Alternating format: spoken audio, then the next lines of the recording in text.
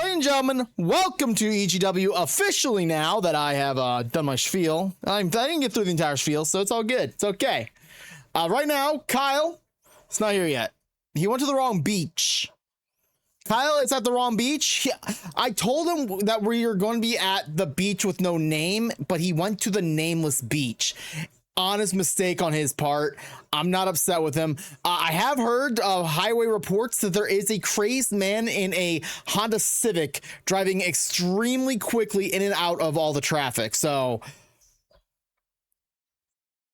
he might be here sooner rather than later. But tonight, on top of all the great action, if you guys notice on your screen, there's some exclusive badges you guys can earn here on EGTV. If you want the super easy one, just tune into EGW on EGTV for the next 2 weeks and watch the entire thing. And you guys get yourselves the EGW Pride badge, a fully rainbowified EGW logo. But if you're wanting to go a little above and beyond, if you gift a sub to the channel, you will be unlocking the gold EGW badge. So if you want to be gold or want to show some pride, grab your EGW badges today. Well, you can grab one of them today. The other one had to wait for next week, minimum next week. Might have to wait longer depending on how long you really want to watch. But regardless, tonight on Epilogue Gaming Wrestling, EGW, it is going to be a jammed packed full of awesomeness show for you guys here tonight. We are going to the beach, and like I said, we're at the beach with no name, or nameless beach. No, we're at the beach with no name. That's what it is. Kyle went to the nameless beach, regardless. Quite frankly, I won't be shocked if we don't get invited back here to the beach, by the way, because there's going to be a lot of violence happening tonight, and, you know, yikes. Yogi Ice Bear goes after El Skappo for the Gift of the Gods Championship, and MCW Championship being defended here in EGW feels wild, weird, and crazy, but it's going to be a great time. PlayPlump continue their dominance in the tag team division, taking on that of Guy Love. Will they all both teams be going for a nice swim, or will somebody be dunked underwater? For the first time ever, we're having a nice little match called the Thumbtacks on the Beach match. Shall be featuring that of Slayyyr, Jameson Walker, Lunchbox, and Belz in a very dark and gruesome match. And I kid you not, all four competitors have been told use as many thumbtacks you want. It's all paid for. Our thumbtack budget for the year, however, might be blown. I understand thumbtacks are like maybe what, $5 for like 100 of them. We spent $10,000 on thumbtacks just for this match. Thumbtack budget blown. Sean Norris looks to keep the curse alive for the EGMCW Championship as he takes on the Wise Melone in a beach street fight. The great minds have made the decision to give us a 15-minute Iron Tables match. Those know what an Iron Table match is. It's an Iron Man match in a tag team environment where the only way to get a point is to put your opponents through a table. It's going to be brutal. It's going to be destructive. It's going to make me smile a lot. And then your main event. Hell in a Cell on the beach. Beemancer tries to reclaim her championship away from Derrick the Destroyer. Tonight on EGW. All of this and much more. I hope you guys are ready. Kyle is not. We are joined by nothing. The void. My hand is in the void. My hand's not in the void. Nothing in there, but it's there. I can't pull anything out of the void. Our first match, Yogi Ice Bear versus El Skappo in a match for the Gift of God Championship. The following match is scheduled for one fall and is for the MCW Gift of the Gods Championship.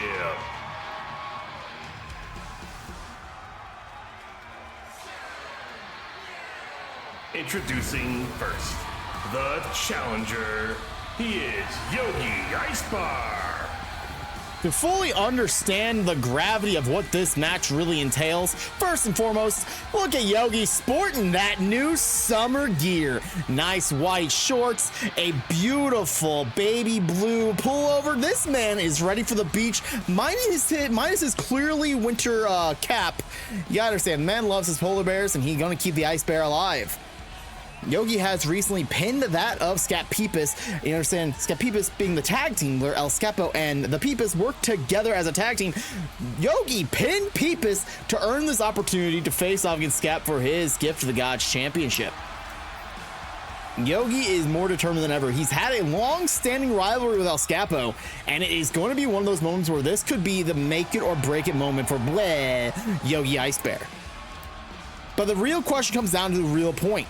Can Yogi stay off the mat long enough to actually get the win? The man spends over 75% of all matches lying down on the mat. He is going to be having a tough time with it if he doesn't do what he's got to do. Ooh.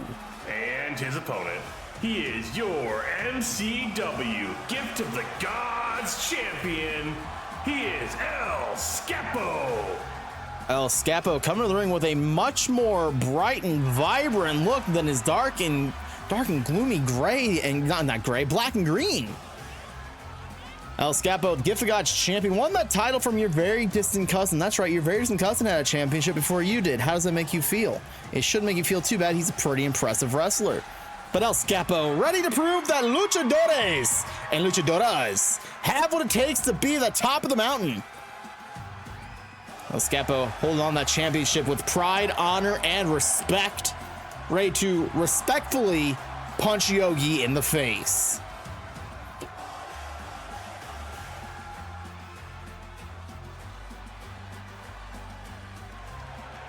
Or not so respectfully. It's one of those things where it's like these two kind of hate each other. Ooh, nobody told El Skappo that we are going to be wrestling in sand. That is going to be really awkward for a man wearing leather pants. We don't need to see that part. Trust me. It would have been a really long part that would have dragged out, and nobody needs to see us dragging this thing out any longer than we already need to. The immersion is broken. Congratulations. Gift of the Gods Championship cladded in gold of that of the Mango Gods. Yogi in the blue. El Skappo in the green. Oh, we don't have a prediction, do we? Oh God, chat, I'm so sorry. My apologies. I'm used to Kyle being here, getting predictions rolling and going and everything. As this match starts off, I'm gonna throw this up for you guys and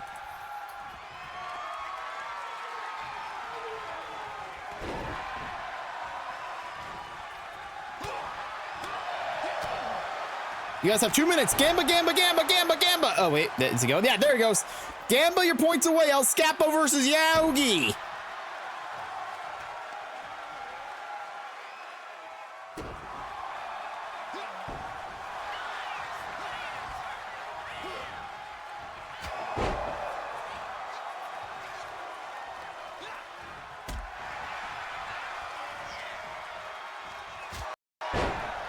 Instantly, El Skappo on top, slapping Yogi down onto the mat. PlayPlump, thank you so much for the raid. PlayPlump is in action after this match. We enjoy all of you that have joined us from PlayPlump, Dwarf, Monkey, PlayPlump, Raiders. Welcome on in. If this is your first time here on the channel, you're about to watch some Epilogue Gaming Wrestling as El Skappo takes on Yogi Ice Bar. Yogi slammed in the corner. El Skappo scooping him up and body slamming him hard right next to the Varlden V.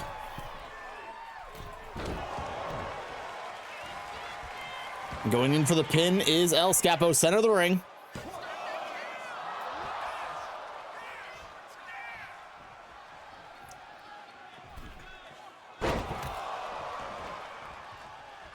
Looked like El Skappo wanted to go in for the headbutt, missed it wildly.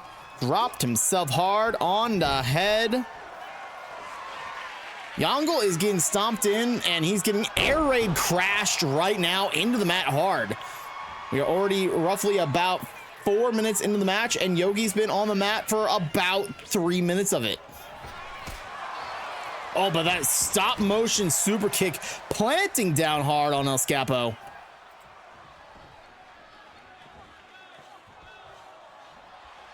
He's got to do everything in his power to keep fighting forward. Keep fighting Yogi. El Skappo kicking Yogi in the midsection.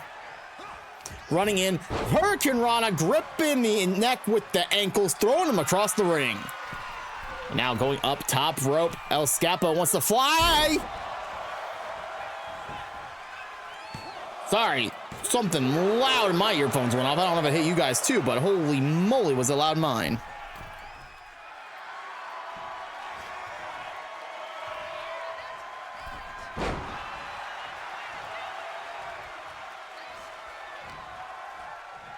Yogi taking El Skappo over to the corner.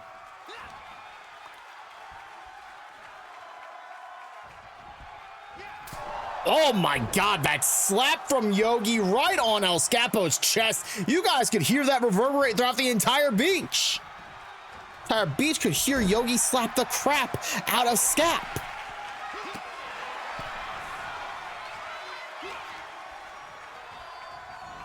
El Skappo now dragging Yogi over to Azure's face, smashing it head first. Oh, and then punched him in the gut. Cheap shot and a drop kick to the back of the neck. When El Skappo is determined, and he is determined right now, he will play as dirty as one needs to play here tonight.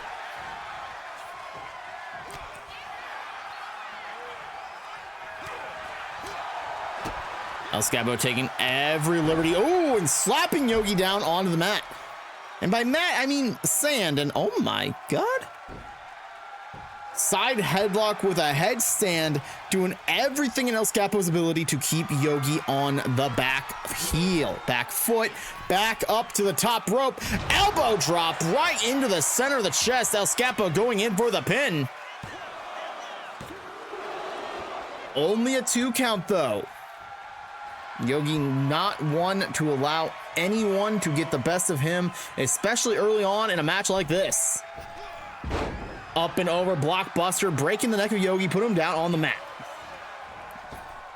Now El Skappo, oh, doing everything, but not enough. Missing wildly on Yogi as he grabs on the back and then wraps him around and shoves El Skappo back in the corner. Oh, Yogi wanted to go for another slap. But El Skappo has other plans. Uppercut and throwing Yogi out to the center of the ring. Punched him right in the ribs.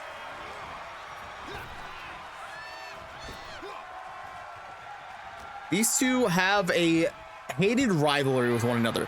They have gone to toe-to-toe, matchup after matchup with one another, and El Skappo's had Yogi's number every chance that he's had. Oh my God, blood is everywhere. Kick out of 2. Before all the blood that just gashed all over the freaking place. I was gonna say, is this the opportunity that Yogi needs to change that completely? But oh my God, busted open, blockbuster number 2.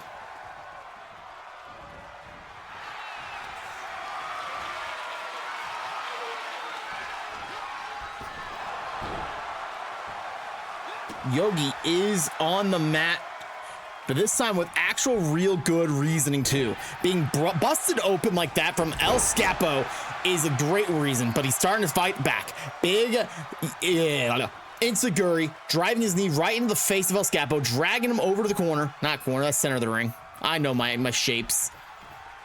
El Skappo in trouble. Yogi with a backbreaker power bomb, trying to break El Skappo in half the long ways. That's deadly. El Skappo up on the shoulders, burning hammer, driving El Skappo down hard. Yogi in the driver's seat.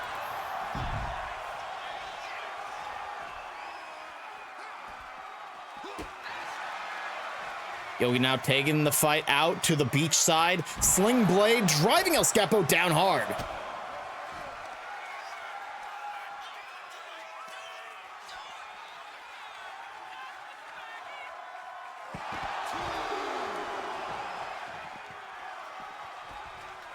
Yogi rolling back inside the ring, telling everyone we're getting hyped up, baby.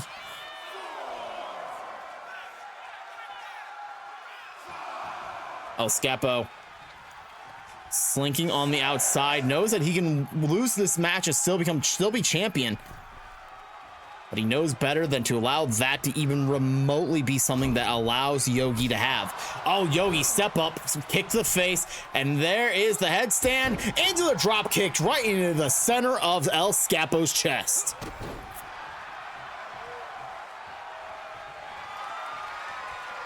Yogi now sizing him up, doing what he's got to do to make sure that, oh no, El Skappo fighting back.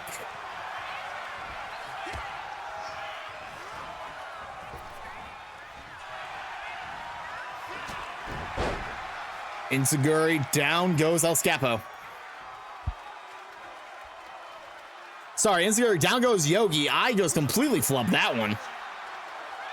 Up off the top rope, cross body. Yogi on a pinning spot for Skappo. No, only a 1 count. A referee Maramy, keeping a close eye on the entirety of this match. And a super kick, driving El Skappo down onto the mat quickly. And goes for it again, but El Skappo's like, oh wow, absolutely not. Oh my God. What a vicious slap right across the face.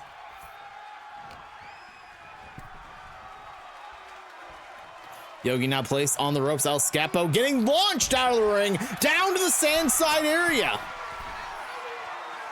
Oh my, double stomp right to the gut. Roughly about an 8-foot drop for Yogi onto El Skappo.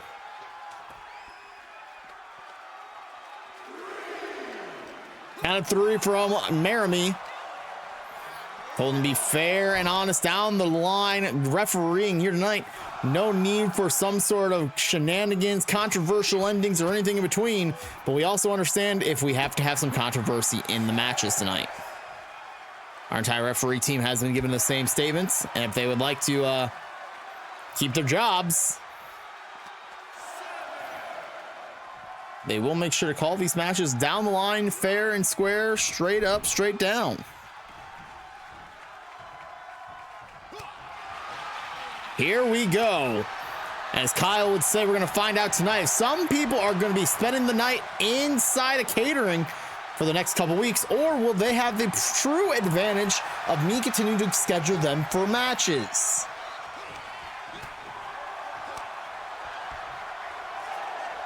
The fight is alive. Back and forth, and there we go. That's what I like to see. The multitude of hockey fights that love to happen here in the match.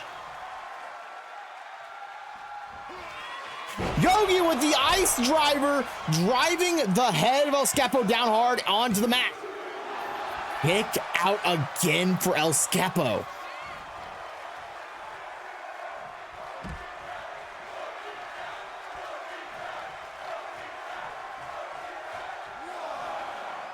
El Skappo holding onto his head tight.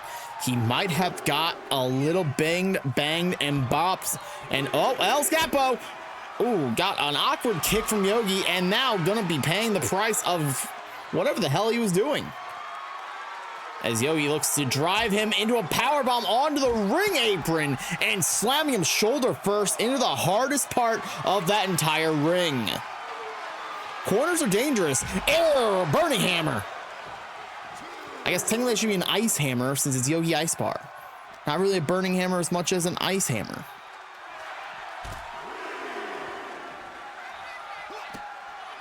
I don't know. Someone needs to show me 7 times where Yogi's actually been on fire, so maybe on ice. On ice is a little bit more accurate, honestly.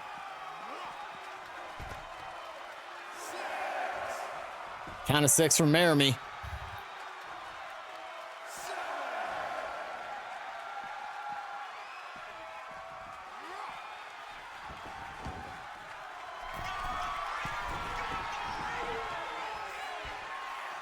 Yogi now top rope. Never mind, changed his mind. Really completely changed his mind, but a super kick nonetheless.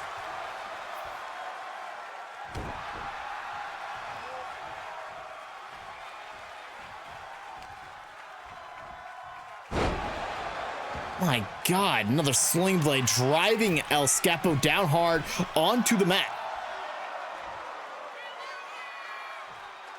Yogi, top rope. What on earth? Oh my God, El Skappo catching Yogi out of the air, body slamming him hard. Holy, he caught Yogi as if he was literally the weight of a feather.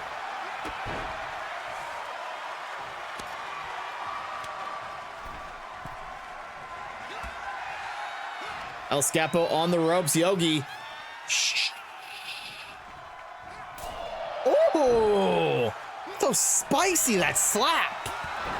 Oh, and the headbutt from El Skappo. He did not appreciate getting slapped by Yogi again.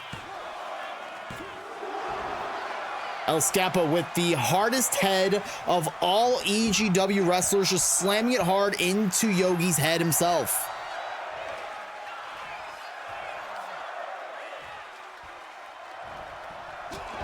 Oh, Yogi going back to the super kick well, putting El Skappo back down on the mat.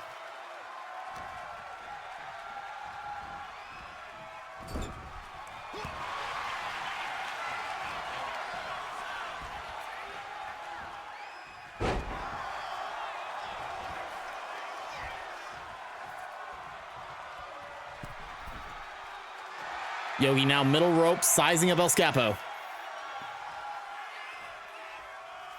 Up the top rope, crossbody, planting El Skappo down hard again. Yogi turning his own superpower, being on the mat against his opponents by making sure his opponents stay on the mat, but also at the same time lifting them up before they can spend too much time on the mat. I was gonna say, this feels like the longest amount of time Yogi's been not laying down on the mat, and then instantly El Skappo is like, I can save this. Splash from El Skappo, middle rope, slamming down hard on the midsection of Yogi. El Skappo now up to the top rope he goes. El Skappo wanting to fly like the bird, like the plane, like the eagle. And oh my God! Oh my... Yogi trying to break the body of Skappo long ways a second time in this match.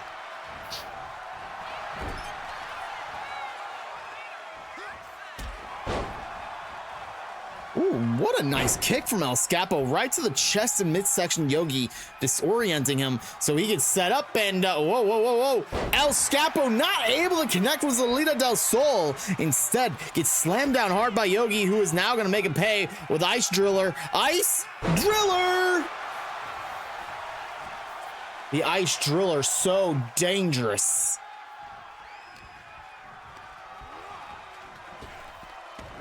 Drop down goes Yogi. Super kick. It's less of how hard that super kick actually just landed on El Skappo. It's more of the dead stop El Skappo just took. Oh, midsection kick again. El Skappo is reeling. Yogi center the ring with El Skappo. El Skappo multiple flurries and oh, the back spinning slap. And oh, Ice Driller.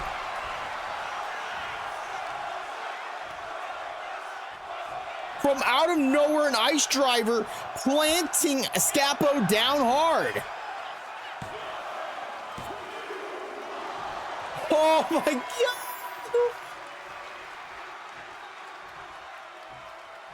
What does Yogi have to do? Yogi, springboard crossbody, landing it hard on the back of El Skappo. Oh my God, Yogi's the new Gift of the Gods champion.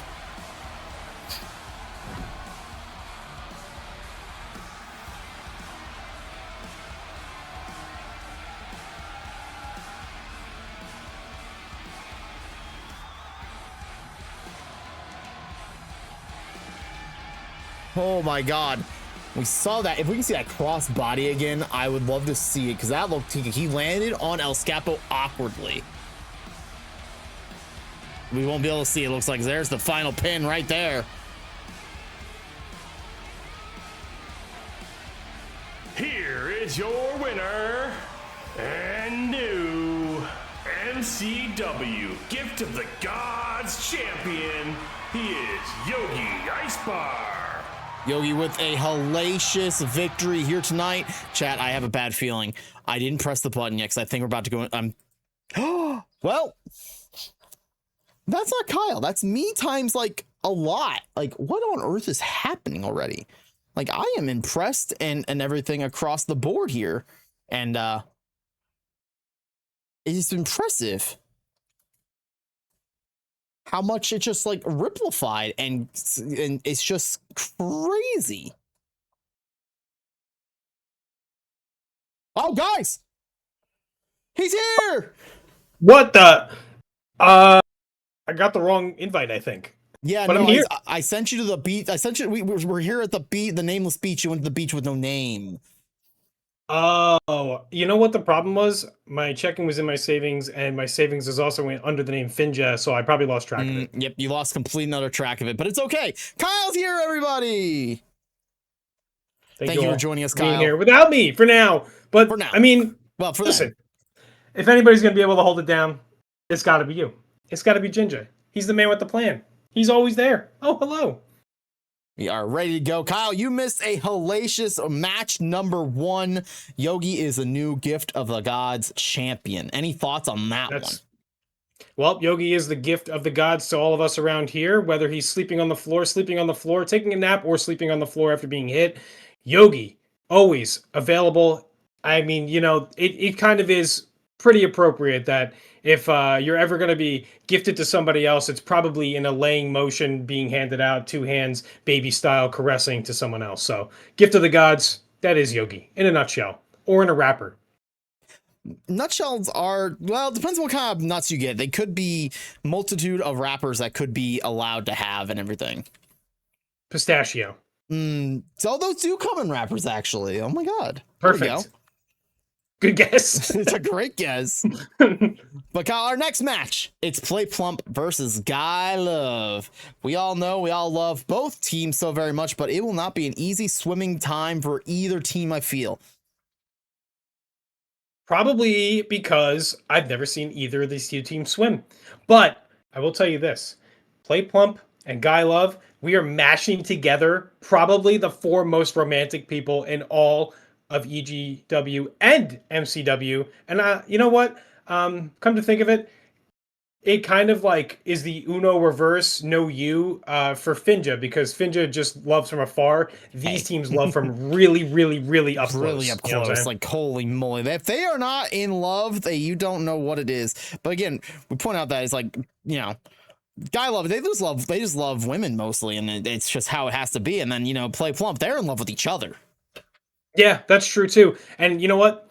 Different styles, different tag team approach, difference of opinions on maybe who they love the most. But I'll tell you what, this to me shapes up perfectly for Guy Love, because they won't be distracted by the people across from the ring from them, because they're going to be in competition with people who are already in love. And if you're not available, Guy Love doesn't care. They're available to take you out, and that's my pick for this matchup. It's going to be epic, full of great craziness. There is your Gamba live right now. Will you believe in the PlayPlump, or will you believe in the Guy Love? Time to find out right now. The following tag team match is scheduled for one fall. I'm here. He's here. I had to stand up. I was down on the ground. Hey, sometimes the ground, ask Yogi, the ground sometimes is the best place to be. It's true. Introducing first, the team of Play and Plump. They are PlayPlump. Look at PlayPlump coming out in their summer gear. Very fashionista, and it is a lovely time at the beach for Play and Plump. Together, they're PlayPlump, and if you couldn't guess that, Mr. Announcer helped me out with that, so that helped out. It's true. Mr. Announcer going harder than anyone ever could with these announcements. He learned how to read specifically to make these announcements for you guys as people come down to the ring. And it's a good thing, because we can't really read. We can't. But I can read the record book right now. Did you know PlayPlump is 1-1? They've had 2 tag team matches and have successfully won one and have not come so successfully in another. Well, 50% of the time, 100% of the time, this is a tag team that is in a match.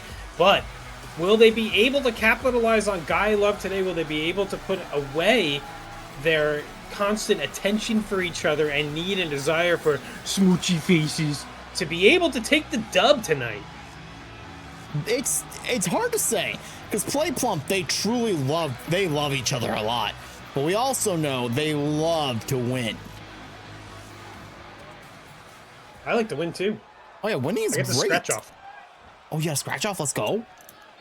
Yeah, but like I don't want to scratch it off yet. I Fair want to enough. be right on this match first.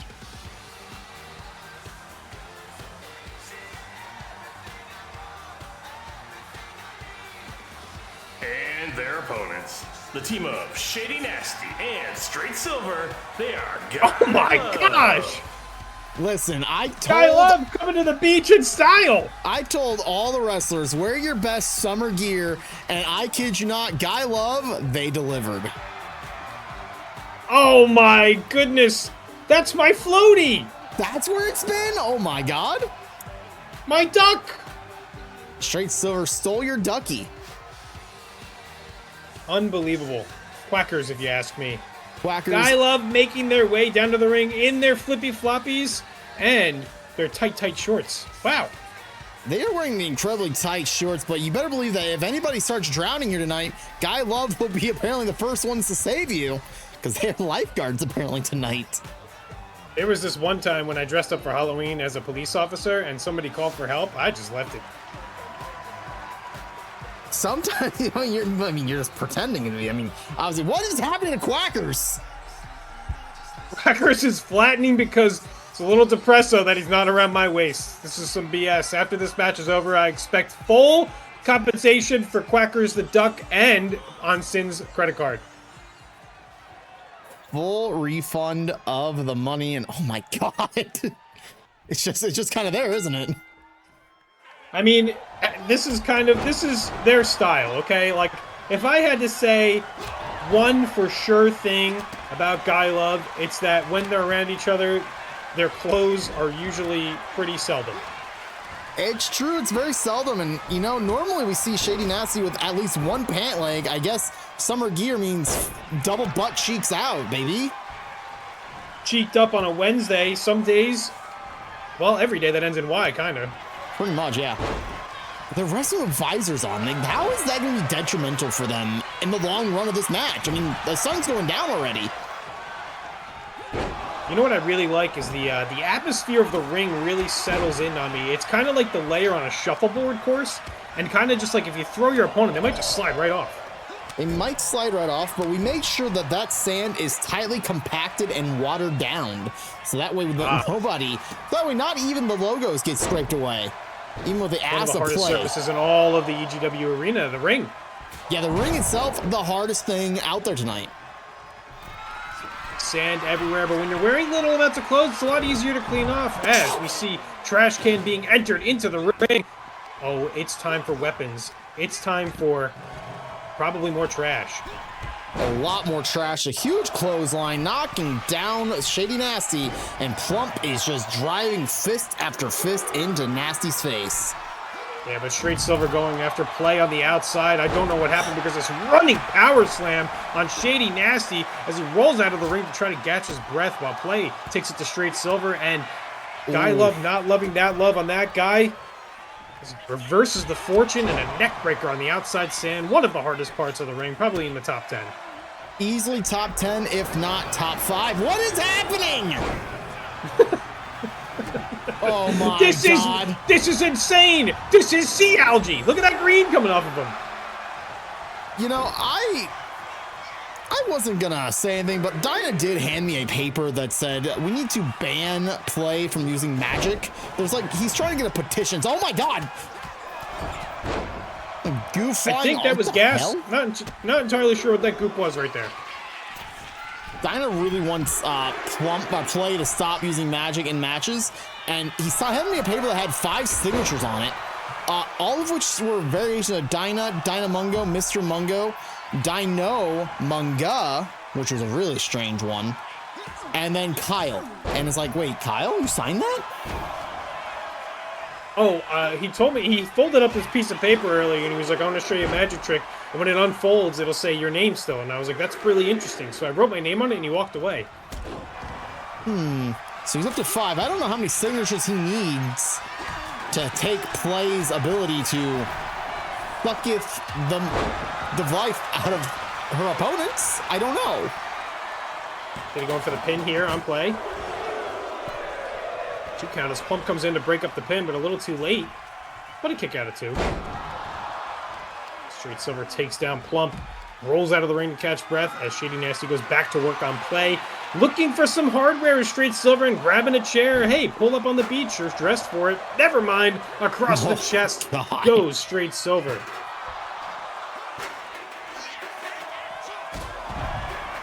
Straight Silver taking the fight completely to Plump, and there's the twerking. There it is. You can still twerk whether you're in short shorts or whether... Oh, my God. Ooh. From butt to belly, taking the pain and a quick kick, and PlayPlump is now, never mind, on the offensive and turn that around. Oh my goodness, almost threw Plump through that table out there. Straight Silver has been practicing his lucha libre as he is showing off what sand can do for him as Shady Nasty takes a break in the corner. Plump needs to get in there quickly. Play might be in a very bad place quickly. Standing STO there as Play is rolling out of the ring, and Straight Silver is looking for some more action, maybe to help out his... Never mind, running right away from his partner. Single leg hook, overhead slam, like a fall away. Plump calling a shot, going up to the top rope quickly. Oh. Getting back down. What a homie. And then, you know what, just celebrate. Do your thing. Just a little bit of celebration. We're on the beach, we're having fun. Oh my God, Shady. We need those thumbtacks for the next match. What are you doing? Luckily, we ordered a whole truckload of thumbtacks as Shady dumps them out in the middle of the sand. Now they're even harder to find. Like a needle in a haystack. That's Woozled up in the air.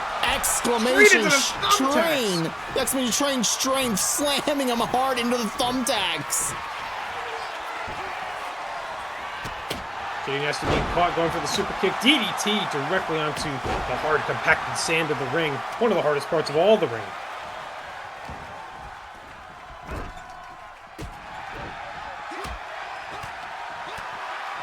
Look at Shady though. Multiple strikes right to the face of Plump as if he was doing this out of pure instinct at this point.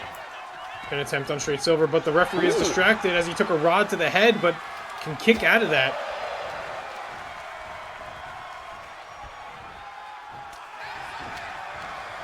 Wait. Shady counter, kick to the gut. Face down, right into the thumbtack patch as Play throws him over and goes for the pin. 2 counting, quick and right in front of Straight Silver, who's going right for Plump here.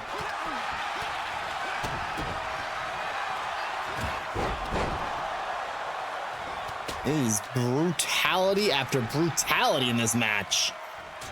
50-50 here between the two fighting teams as it now looks like Guy Love is taking a little bit of an advantage, but will it be enough to win this matchup? Silver running the ropes. Under, Straight Silver, yeah, bouncing to each other. Scoop roll through, the pin attempt here. Not to be had. Imagine walking through those thumbtacks with those nails all over the place. It's crazy. It is not a great idea, but our wrestlers, they have no care at all for their own well-being. Ow. Normally a big fan of feet to the mouth, but Straight Silver not enjoying that one, that jaw shot there. Ooh, a choke slam onto the ring apron there as Shady Nasty is riding with pain. And Straight Silver gets countered in the corner by Play. Plump. What do you, why, sir, why? Oh, and a wrench is thrown. Wrench to Plump. Oh, but thrown away. Can't dodge a wrench, but can dodge a flying body. I'd imagine a body flying at you is 10 times easier to dodge. That's Plump through. What the hell was that?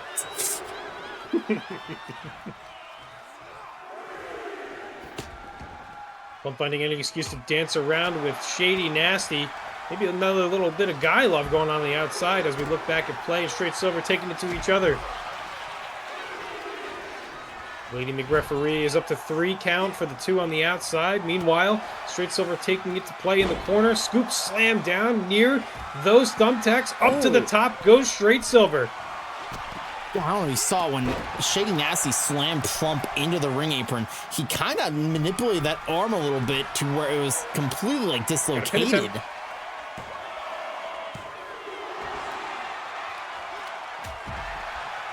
Double axe handle from Shady Nasty on a Plump. Maybe trying to recover. Maybe trying to put that arm back in the socket, but to no avail.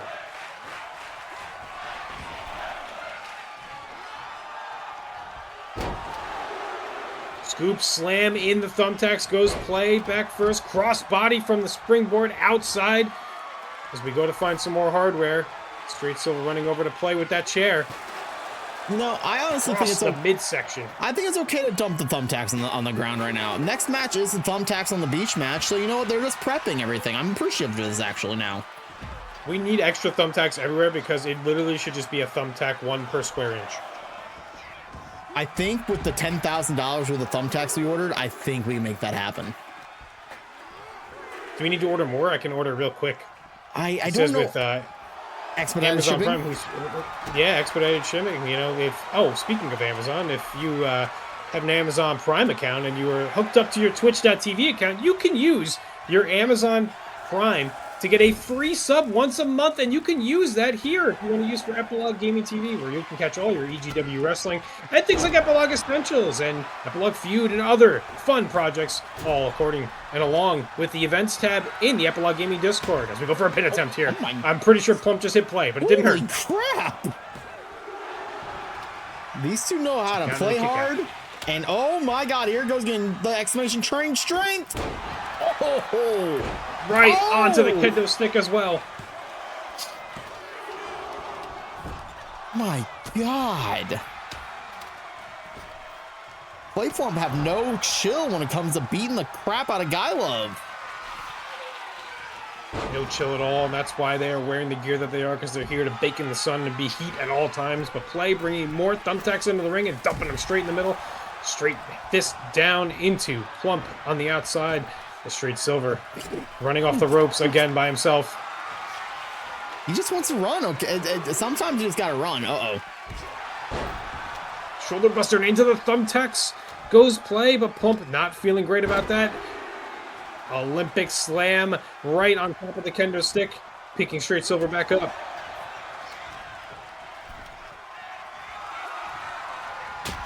Oh my god! Off the skull, smashing and breaking that kendo stick.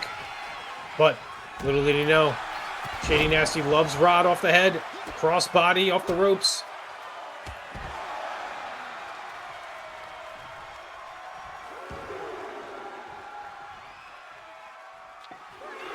Carnage, broken pieces of kendo sticks, thumbtacks, and wrenches everywhere. It's an elbow drop to the throats. Long distance elbow drop there to catch up to the neck area of Plump, as he's now calling and tuning up the music. I thought he was about to super kick Lady McReferee face. Thought she was going to put her McReferee face right in the way.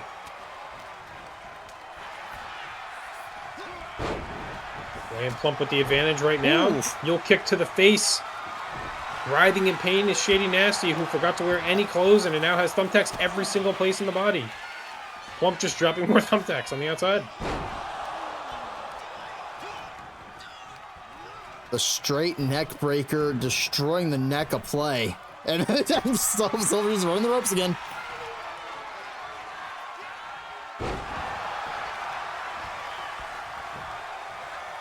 Pin attempt here, and looks like Straight Silver's not paying attention. And that's going to do it! Straight Silver trying to get the pin, but there was already a pin going on. But maybe it was counting for him. Straight Silver making a terrible play here tonight. Play and Plump holding a lot of the early competitive match in their favor. Pin attempts, strong moves out of the corner. Plump just looking for thumbtacks anywhere it can go. That's right, anywhere you can get them. There were thumbtacks on the ground, the thumbtacks in the ring, thumbtacks in people's shorts, people's got their underwear full of thumbtacks. It's just a whole lot of thumbtacks all over the place right now, and it's just going to get worse as the night goes on. Maybe Straight Silver was dizzy from running off those ropes the whole time and trying to drag the body out of the way Lady McReferee face and forgetting about the pin attempt in a tag team match that he could break up legally. These two, victorious. They just look so good together. You know, for what it's worth, I didn't pick them. Oh, you didn't? Oh, that's a little awkward now, isn't it?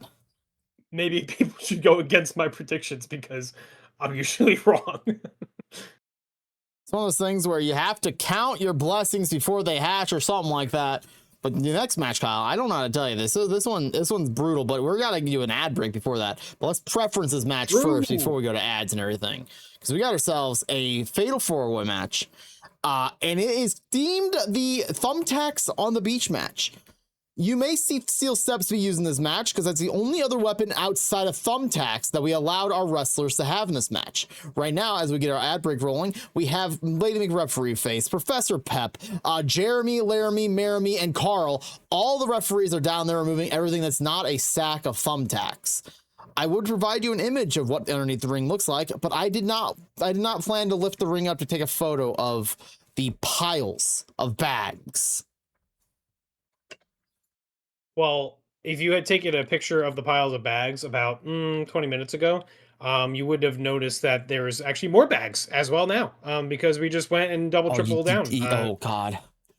That's $30,000 of Thumbtacks. That way's fine. Yeah, they're bringing another trailer load in, so we're okay. Yeah, we should have plenty. Good. Then our 4 competitors, Jameson Walker, EGW Original, Slayyyr, the kitty cat of Slayitude, Le Lunchbox, the luchador from Le Canada, and Belle, the chaos coordinator herself. It's going to be an epic, great time. Kyle, you know what I'm going to say. Pick a number 6, 5, 4, or 1. 1. I don't think I've ever picked 1. All right, 1 now goes to the bottom of the list. Oh, well, that's going to confuse me. I'm going to put 6 right here so I don't, because all of a sudden it's like 1, 2, 3. I was like, uh-oh. But 1 will be the one we do this time. But we take a quick little ad break. If you guys are so inclined and want to not have ads, sub. And if you want to make sure someone else doesn't have ads, gift a sub. Right now, if you gift subs all the rest of the month of June, you can earn yourself the gold Epilogue Gaming logo badge here on this channel. But also make sure to stay tuned all of this night and also next week's EGW to earn yourself the Pride EGW badge. You gotta watch 4 hours of Epilogue Gaming TV over the next month, and you earn yourself the Epilogue Gaming Pride badge. So make sure to grab those today as the ads go ahead and get running in. It's time to go. Are your Wednesday nights looking like this? Do you need someone to free you up from the midweek blues? Introducing the one of the extreme. He's the variety gamer and yapper of your dreams. There's something for everyone to enjoy. Sit back, relax while one end professionally prepares a drink. Oh, dude. Embraces cultures from around the world. Ducky bars. Oh, well, hell not. And experiences all of your favorite games. Oh, shit. No! Say goodbye to those dull Wednesday nights. Time to say hello in the One End chat room. Not convinced yet? Listen to what these biased fans had to say. I don't know where my life would be if I didn't have One End. Found out about the One End stream. I was living my best life. Yeah. Do you see this guy? This was his life before watching One End. Here's them now. Watch for free at twitch.tv/oneofthenix. Emotional results may vary. Get the @Nick on Twitch, Epilogue Gaming Discord role for more details. Hi, my name is Azure Kale. You might recognize me from such moments as the air is spicy in EG48 moment, and this match is scheduled for one fall, the dark story behind Mr. Announcer of MCW. On my channel, I stream a variety of games, but my home will always be in Chrono Trigger randomization. And while it might be my stream, the main attractions are, of course, my pets. Whether it simply be your daily check-in to Pet Bandit, a show pet redeem, or even a give Trito redeem, I definitely love showing off all of my pets to anyone who wants to hang out. Streaming and, by extension, joining EG has forged some of the greatest friendships I've had in the past several years, and I wouldn't trade any of that for the world. So if you find yourself asking, what's coming up for Azure's stream? Let's just say, Sequel Sunday is being replaced with Soul Sunday. See you soon.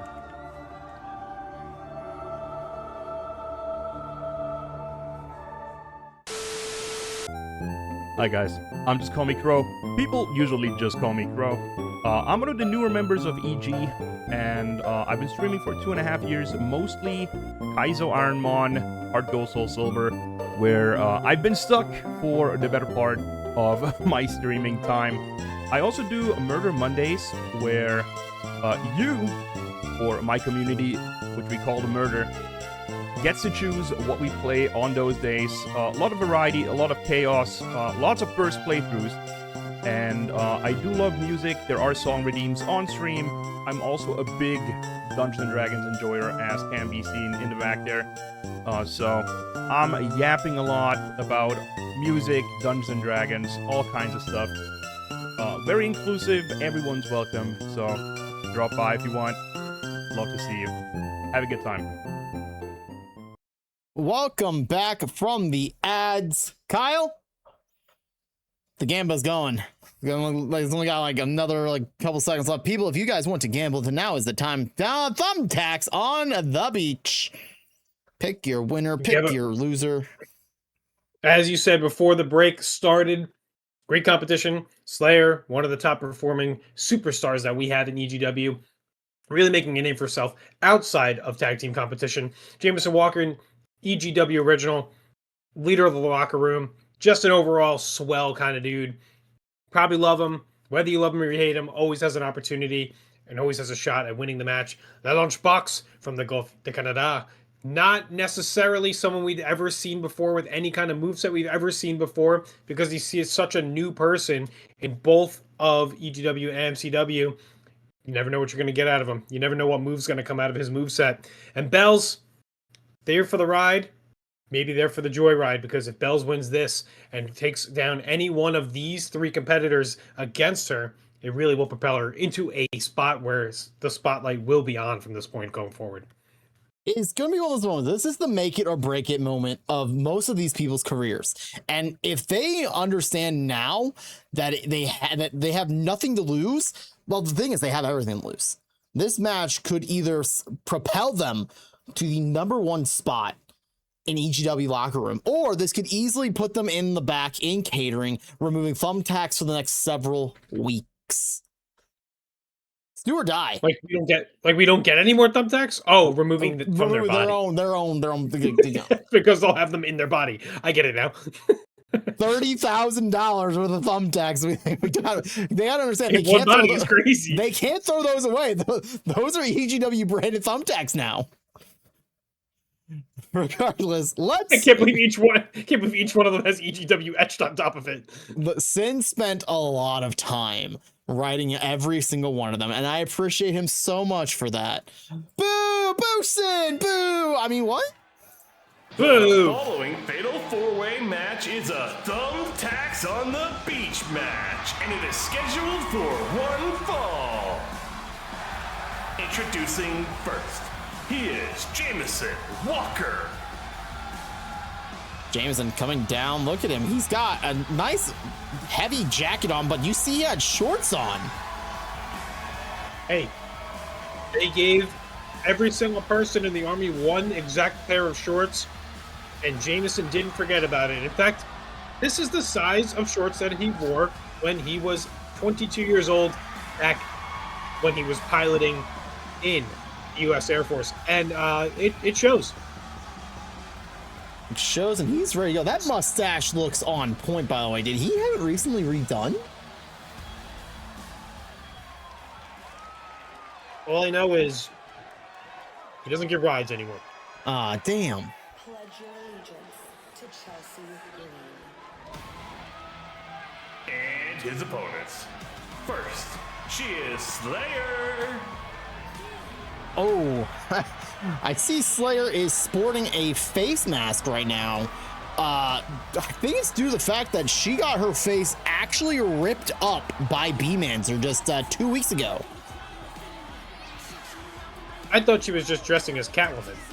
You know, maybe she is. I'd like to imagine that it's a mixture of she's dressing like Catwoman, but also trying to protect the probably roughly, give or take, 84 stitches that are in her face, holding her face together. Do you think she realizes that she's wearing suspenders that are not over her shoulders? I wonder if she does, but at the same time, I think it's a fashion statement if I'm not mistaken. Yeah, suspenders are supposed to go around your shoulders, not your cheeks, as far as I know. Finja would be going crazy. He'd go nuts. Ah, shucky ducky, quack quack, my man. Oh, yes. Oh, hell yeah.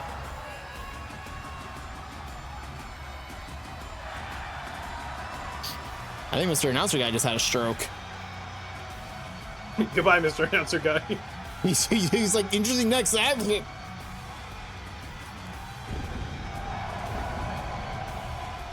Bringing the fire to the beach, a bonfire, if you will. Sandcastle's just shooting out Byro. Belz here to take down the competition and show her worth as why she should be looked upon as one of the top stars here in EGW and MCW. I want to know what is on that flash drive she has around her neck, though. There has to be something incriminating on that flash drive.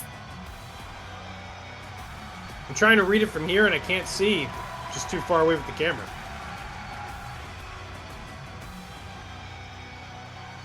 She just has a sadistic smile on her face at all times, too. She scares me. Unsettling for you. I feel pretty good because if the smile is negative towards you, it's probably not negative towards me.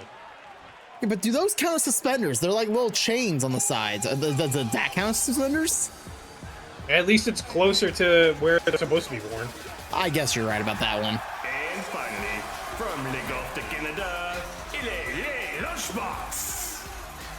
Lunchbox always bringing the heat, and I know you want to get up there with me, and you want to eat. Well, damn right, we always want to eat today? Oh yeah, of course I'm going to eat today. I'm going to eat with my Lunchbox. Hold my chair, I'm standing on it. Hold my chair. I got you. It's wobbly, it's wobbly. Oh my god, did it shake you so much? Okay, You got this, I got you.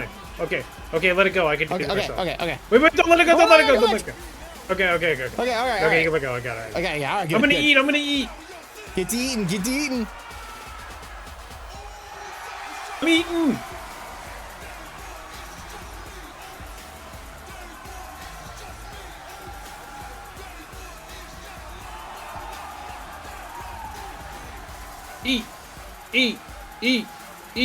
Eat. How come you're not eating? I'm trying to. That's not the way your arms are supposed to go. You're doing it wrong. I'm sorry. I'm a little shaky from grabbing onto your chair so tightly. Make sure you didn't fall. Yeah, well, maybe if we put more money into chairs than we did the Thumbtacks, I'd have a better chair this week. Listen, we don't have a chair budget. We do have a Thumbtack budget.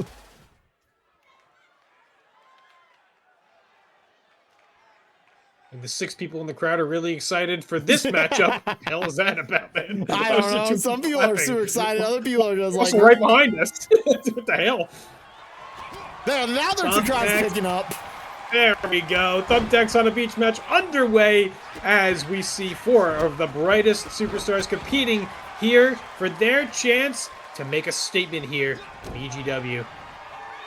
It really is a contrast of styles. You have the up-and-coming Slayyyr, the big grappler of Le Lunchbox, Belle, who just completely has no direction, just throw everything that she's got at everyone possible, and Jameson, who is just old-timey as all get out. Yeah, we have everything here. We have high-flying, we have brawling, we have style, we have class, we have gas, we have ass, everything all in one in this matchup. Jesus. I mean, Step up in Seguri there, real quick from Slayyyr onto Jameson as Le Lunchbox turns his attention onto him, while Belz is taking it to Slayyyr, picked off the ground and slammed down right into the mat. And like you said, this is the Thumbtacks on the beach match, okay? We have a lot of beach. We're ready to see a lot of Thumbtacks. Surely it's going to happen. I think Jameson's gonna get it started. He knew exactly where to look, and he's dumping out the thumbtacks right underneath where you would go get thumbtacks from, and the lunchbox is also brought from his backpack. So thumbtacks that did not really get poured out that much, but not that many. But it's okay, there's 2 more packs of thumbtacks coming in right now. Slayyyr and Belz not to be outdone, knowing that thumbtacks need to be introduced. There are 3 bags of them. We're gonna power slam of Slayyyr right onto like 4 or 5 thumbtacks. Throwing the lunchbox is Jameson just showing off some power, but an STO will take him down after that. Slayyer's had a match with Lunchbox in the past with a big victory for Slayyyr. Lunchbox might want to try and get a little bit of revenge after that situation. Pin attempt's going to go nowhere here when you got 4 competitors in the ring. Anybody can break up the pin at this point. And God, Slayyyr just stood toe-to-toe with Lunchbox and took a shoulder tackle from him and didn't even budge. Each week, Slayyyr comes out with a new move where I'm like, damn, I didn't know Slayyyr. Oh my gosh! Overhead hugging suplex thrown across the ring, going for the pin here. Like we said, Bell has no plan. Just go with it, and chaos will reign supreme. Listen, nobody better pin anybody before like the 5-minute mark here because we bought a lot of thumbtacks, okay? We bought a lot of thumbtacks, and we got very little time to allow all the thumbtacks to go to waste. Well, not waste, but waste. The Lunchbox did not like the positioning of that bag of thumbtacks, and there goes Jameson, not to be outdone, picking up the bag and throwing it directly on the ground. Super kick for the Rose, step up kick to the face is there with Slayyyr saying they're both holding their knees at the same time. In stereo, and Bell jumping in Peter Griffin fashion on the ground, they're holding their knees.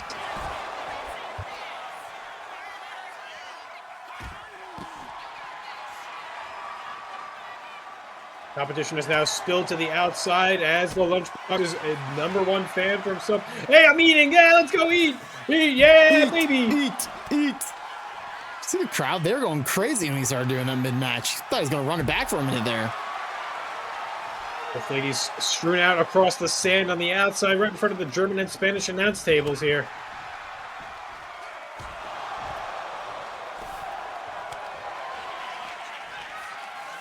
Slayyyr finding the appropriate spot to put thumbtacks down. Ow! And over the back of Belz there as she rolls into the ring across them. Maybe that was her idea. I'm not too sure. Maybe she wanted to have thumbtacks. Layer yourself with thumbtacks, that way you have like a metal armor on yourself. It's true. Can't put more thumbtacks, there's already thumbtacks there type situation.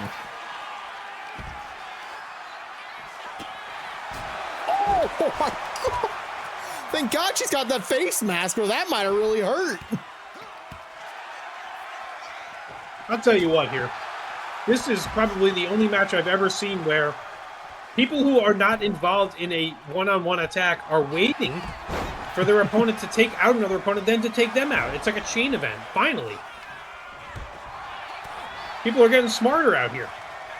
Hey, like Belz over by the ice bar chilling. And you can visit the ice bar, twitch.tv/Yogi Ice Bar, and have a chill drink, sit and relax. Sit, relax, and enjoy some thumbtacks, apparently, with your new Gift for the Gods champion. You think he'll come up with a drink like a Gift of the Gods drink? At the I ice bar? hope so. I mean, you gotta imagine he has. This is his first ever championship in professional wrestling. I was adding some more thumbtacks to that middle of the ring, and there goes Slayyyr directly into the full pack of thumbtacks. I challenged. Oh, I think that was a modified spear there by Belz. Do you think that after the match, when we get the Professor of Pep to clean up everything, do you think he'll be able to count all the individual thumbtacks and give us a report on how many were used? I'm sure Professor Pep would have no issues providing us with that number. The only problem is that can we really trust him to give us the correct number and not him just like 1, 2, 3. Yeah, that's all I got. Any number higher than 3 is not a number that the Professor of Pep can count to. Jameson reversed there by the Lunchbox. And on the outside, over by the ice bar where you were chilling before Belz, is now on the ground as Slayyyr gets another bag of thumbtack. It's call. It's a very smart. Oh my God. Just see how many thumbtacks are already in the Lunchbox and Jameson. Not enough, if you ask me. Fair enough.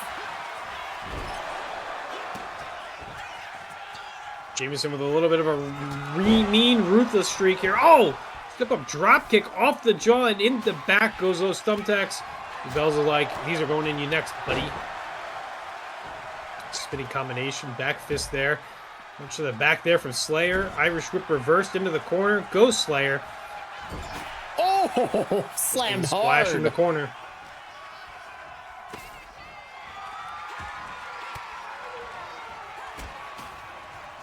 Jameson also wearing some of those thumbtacks in the midsection there. Turned around. Slay! Oh my god! Ace first into the thumbtacks, but a breakup of the pin there. But Belz has got to be wearing them all in the face and upper forehead, if you ask me this time. So into the thumbtacks as well there. Lunchbox, oh my god!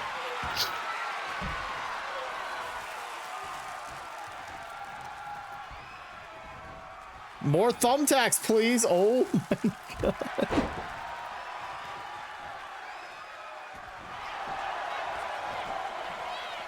Eventually, there'll be so many thumbtacks strewn across the ring that the entire ring will look like it was originally a ring with a black mat. It's gonna look that way very soon because holy moly, that's already like 14 bags dumped on the ground at this point.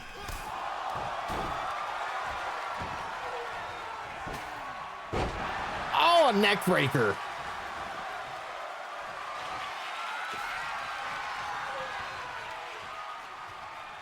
Lay Lunchbox, another bag of thumbtacks. Is he threatening Jeremy? Maybe Jeremy getting in the Lunchbox's way and causing a little bit of a distraction. Enough time for Slayyyr to break out of that hole. Maybe bringing Slayyyr over. Oh, and a spear! Rolls the cover. Bell. 2 count Slayyyr staying alive there. Bell ripping apart the German announce desk. Uh-oh. Up on top is Jameson there. Not in a great position.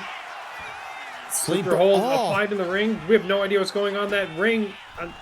Oh, okay. Oh, yeah, there's nothing's happening. But look at this. Lunchbox, another sleeper. Everybody's going to sleep. Jameson doesn't care. Jameson does not care one tiny little bit. Guess he believed Bell was not ready to take a nap.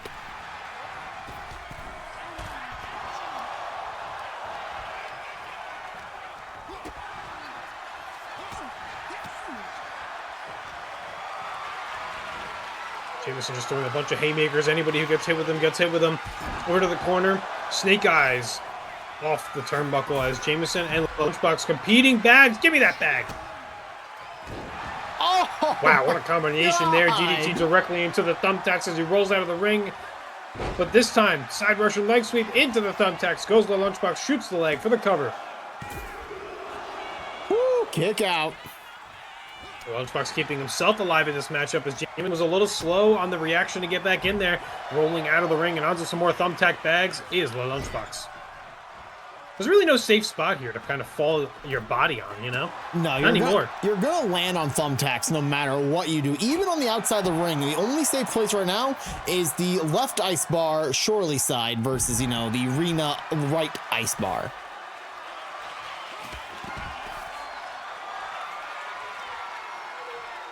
And more thumbtacks being introduced.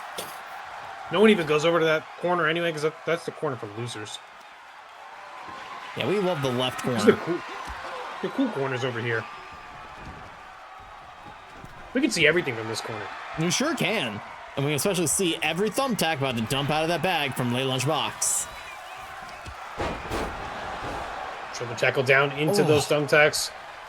It was a lung blower to Jameson from Slayyyr, and now Slayyyr, huge crossbody on the Belz.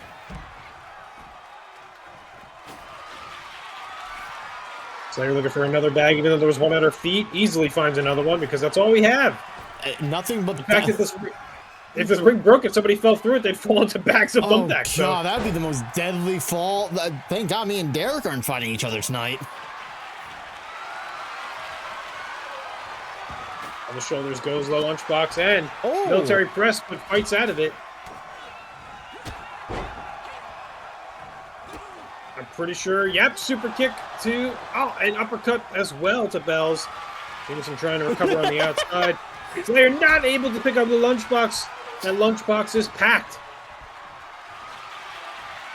Packed tight with everything you want to eat. Hung up on the ropes is Slayyyr there. Oh. Super kick over to Belz. Hard right hand punch from Jameson to the lunchbox as he picks him up. Backbreaker and then falls into the thumbtacks. Slayyyr recovering, makes it back into the ring as Jameson takes it to the lunchbox.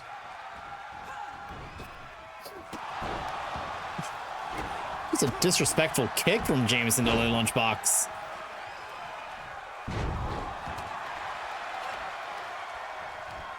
Bags and thumbtacks all over the place. Professor Pep is going to be super excited after this match is over, but while this match is going, we're excited. We're getting treated here. This is exactly what we thought it was going to be. Bags of thumbtacks on the ground. And even more thumbtacks. You can barely see the word gaming anymore. That's because when you are gaming, you're just sitting in a row of thumbtacks. Oh my gosh, look how many lunchboxes back. He's just steel. He's just steel. He's Magneto now. That's it. My God, his back is riddled in thumbtacks. Wait a minute, he's not Magneto. He's more like Wolverine. That's more like it. That makes more sense. It's way more accurate. Anyway. Oh, here we go. The airplane spin. The B-52. Go the other way. The other way. This is Professor Pep's favorite move. I heard him and Pep work to train together, and I guess that's where they both get it from. Goes for the cover here. In the thumbtacks. And a 2 count there. I'm pretty sure Slayyyr just kicked Belz. Pretty sure she definitely did. I think other big things. We probably should have given Jeremy like knee pads, some long sleeves, and some gloves or something. I think we might have messed up by not providing a referee some extra protection here tonight. Not important, that's his own fault. As we look at the corner right now, Belz taking it to the lunchbox on the top. Boot missing and dumped to the outside. Oh my God. Is Jameson, but we're looking for... Oh, into the thumbtacks! He already has a body full. Just dropped thumbtacks on him. Oh, face first.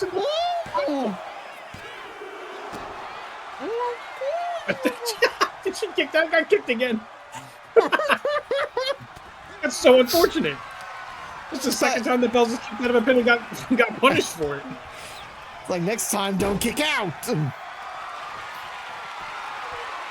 Oh my God. Belz showing off incredible strength here out of really nowhere. Oh, spear! Into the pile of thumbtacks. As Belz looking for another bag. The lunchbox waiting for Slayyyr to stand back up. Maybe not.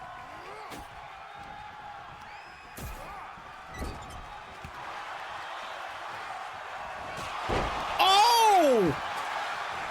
Banana hammer! So the pin here on the box. Oh my goodness. Slayyyr not paying attention to the pinfall almost caused the end of the match there. But Jameson with the wherewithal. Locker room leader right there. Breaking up a pin. Look at Lunchbox getting out of there as fast as possible. Getting some extra thumbtacks in his back as he rolled.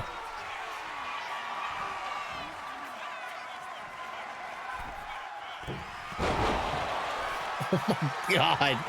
Every bump, every strike landing in that mountain of thumbtacks. There's really no safe space anymore as more thumbtacks are being added in. Oh! Side slam into the thumbtacks. The lunchbox is looking for some help here. Playing possum. Oh, screw leg drag down into the thumbtacks as well. If I'm going to wear them, you're going to wear them.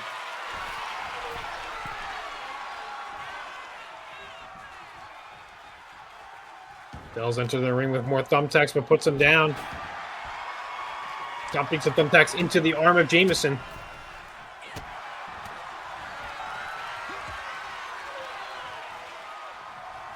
Shot to the back there.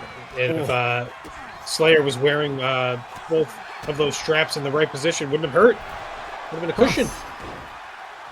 Seeing everybody riddled with so many thumbtacks, you have to start. Oh my God, more thumbtacks. More thumbtacks. More. The gambler should have been who dumps out the most thumbtack. That's what we should have done. Oh, what the? Catching in midair, Slayyyr, but Belz right there to break up the pin. What a fancy move. It's a very fancy pop-up into chokeslam. The Lunchbox doesn't know whether to engage in fighting or just stand there and look handsome. Only half handsome. We only see half his hitting face. that headbutt. Glancing blow, probably off the bushy chin. Oh, meeting of minds! Into a sleeper hold. Oh my, that looks on the already, ground is Jameson. This could be it. Bell fortunately breaking that one up. Yeah, coming two in the middle of that. Slayyyr calling for Jameson to stand up while Belz is just looking at her standing on the top rope. This could be bad news, but not. I don't know what happened to Belz. Her back gave out or some shit. So I saw exactly what happened. As that dropkick connected into the chest of Jameson, his ankles like got wrapped up in Bel's ankles, causing her to trip face first. It's a really unfortunate time to be Belz. Hate when that happens.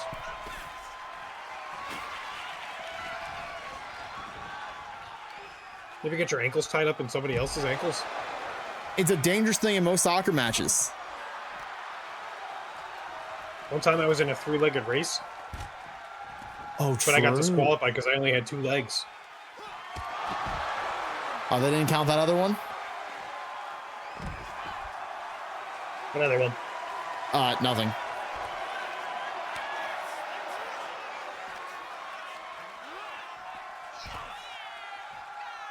Feels like all 4 competitors are starting to slow down. The Thumbtacks are starting to take a wear and tear on all 4 of them.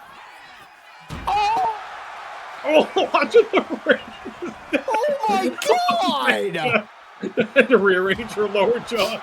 Oh my gosh, that was crazy. I'm pretty sure Jameson has enough thumbtacks in him on his shorts that are from when he was in the Air Force to make a new pair of shorts. How is Belle walking right now? Because she has thumbtacks. Oh my god! Holy shit! Pouring out a bag of thumbtacks. She's gonna need a whole dental plan after this match. Oh my god! Mean streak of Jameson coming alive right now as Slayyyr is the only one in the ring, but instead of going for the pin, he'd rather... Oh, that's right, more thumbtacks. Why wouldn't he grab more thumbtacks? I can still kind of see the word gaming. I can see the word gaming still. Of course I need more thumbtacks.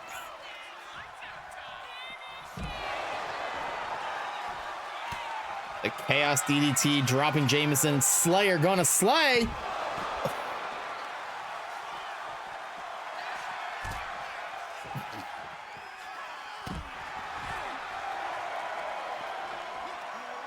Oh god! Did Jameson just run into the steel steps with that one?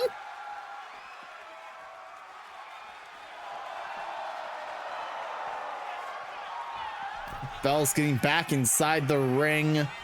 Lunchbox chasing suit. Slayyyr and Jameson still on the outside. Anybody's matchup because of how many people are in this match to break up pins. We've seen it plenty of times, but will someone get enough separation or super kick somebody in the face? 2 alone in the ring now. Oh, slam! They have Flapjack with the pressed up in front of him. I think Jameson is wearing a full coat now of thumbtacks, as I guess Slayyyr was like, we got to replace those ones that got taken away. You know, weirdly enough, I just saw the back of Jeremy's head. I think Jeremy has thumbtacks in his head. Yeah, I think he preemptively put those in his body because he knew that there was going to be some chaos and didn't want to get thrown in them and be like, you know, I already have some guys. See, I'm good.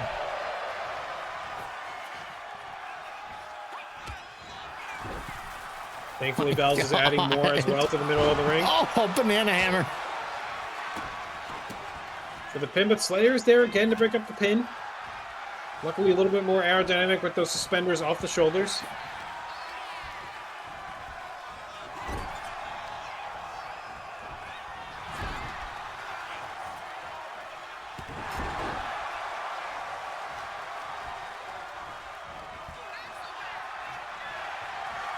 Oh, sleeper hold. Center of the Thumbtacks, but broken up by Jameson. Jameson well aware of the ring and the surroundings at all times. That's a real veteran right there.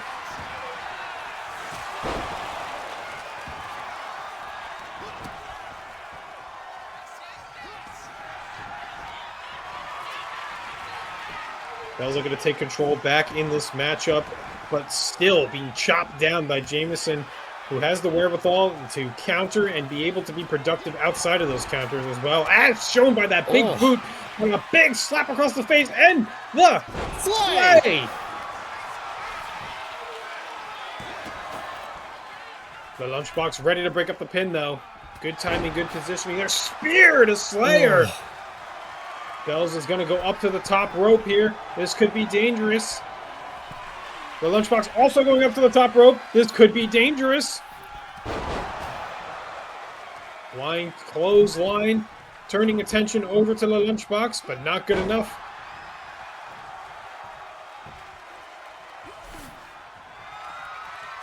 I've got nothing else I can do besides pour these thumbtacks out. Yeah, thank you, Slayyyr. You are the gem of gems. The danger really is that the bag is there. You know, the danger isn't the thumbtacks. Oh. Slide into the thumbtacks again, but the Lunchbox is going for the pin currently. Broken up. Maybe the chance that Slayyyr had to win this matchup taken away by the Lunchbox throwing the pin cover first. Oh, sleeper hold, center of the ring again.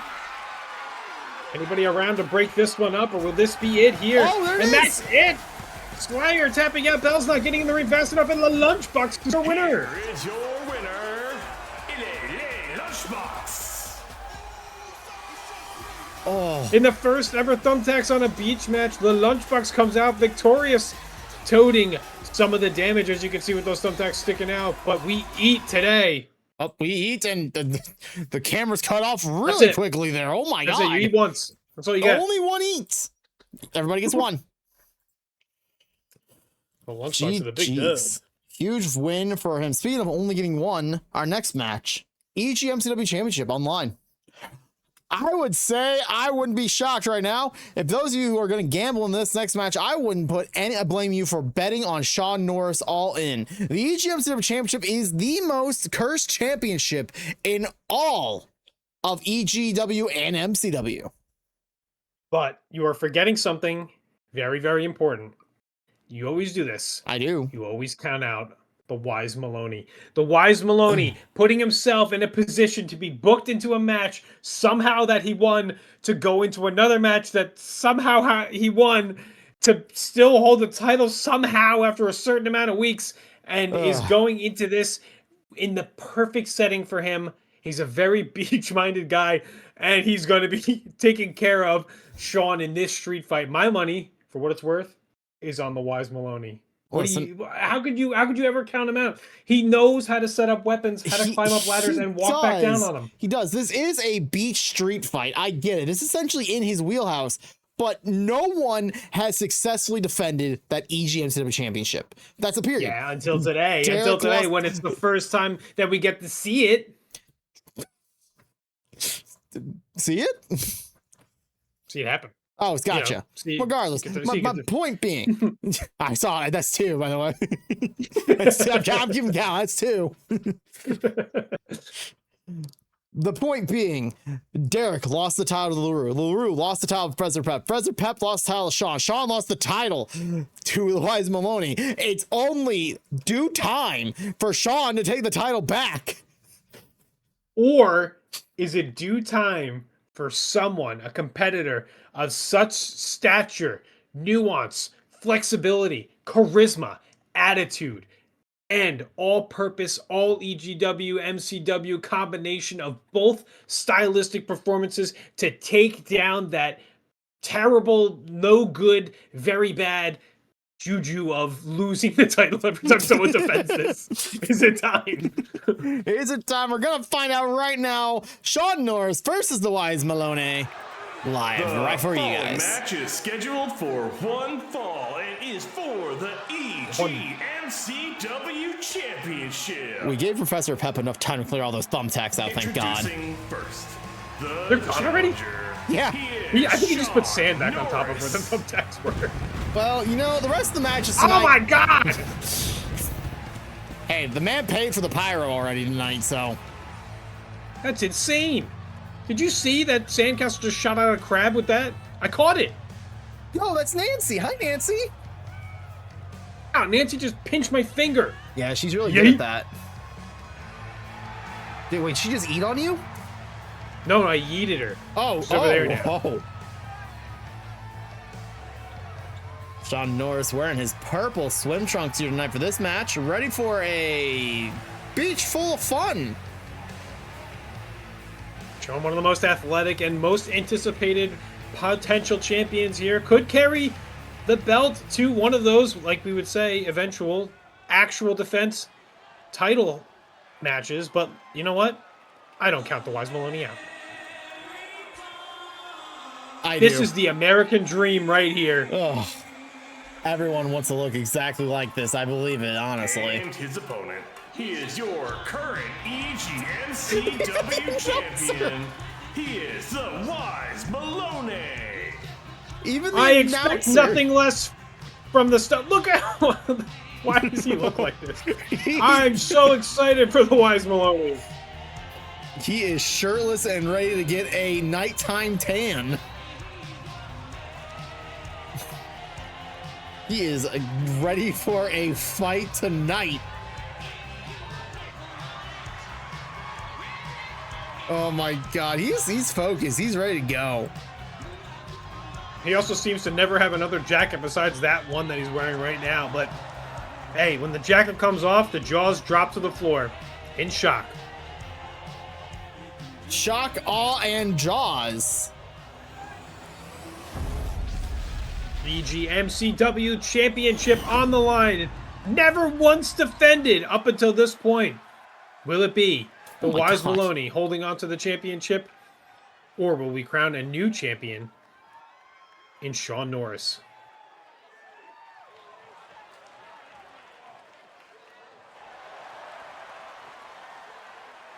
Holding up high and fly. New championship belts, by the way.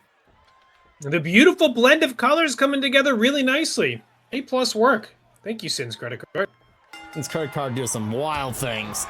Oh, God. Down under goes the Wise Melone with a nice attack to the midsection, but then figured out he can't get hit very hard because when he does, loses his breath. Big elbow. Oh, elbow across the face. See, this ring gear might be at a disadvantage to Sean, who's so athletic and so ready to go in what he normally dresses in. I don't know, maybe this is advantage Wise Melone, in my opinion. Well, Wise Melone is also normally wearing a suit jacket and dressed down button shirt. Tonight, shirtless and letting it all hang out loose.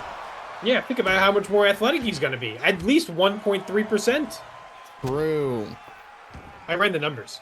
Wow. But someone It's on this paper. You see it? I doodled. Is that a chicken? I wrote down these numbers. Yes, that's a chicken. I wrote down chicken, I wrote down 1.3%, and I wrote down 8675309. I don't know where that's from though. Ooh, Jenny's. Oh, you got Jenny's phone number? Let's go. I got it. What is happening? No way. Could it be?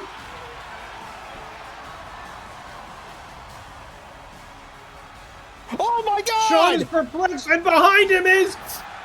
Oh my god, Where'd with the a battle! Can't see where I am. What just happened?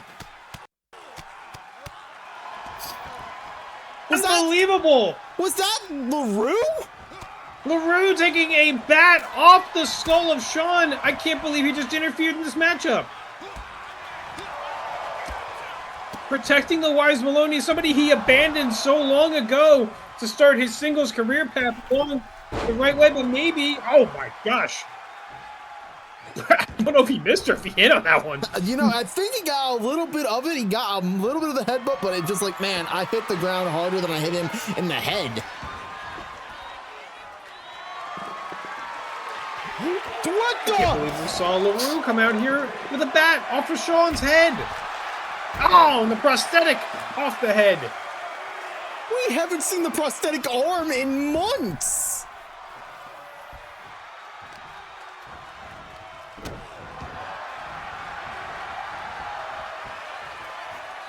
Look at the confidence building now in the Wise Melone. Look at it go because he just got Hurricane Rana. Got Hurricane Rana and then flexed on top of that.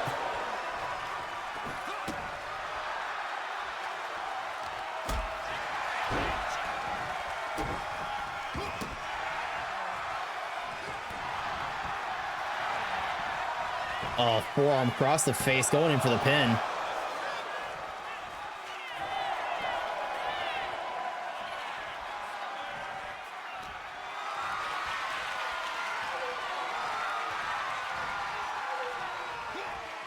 Going to the corner, goes, and Austin wide open now.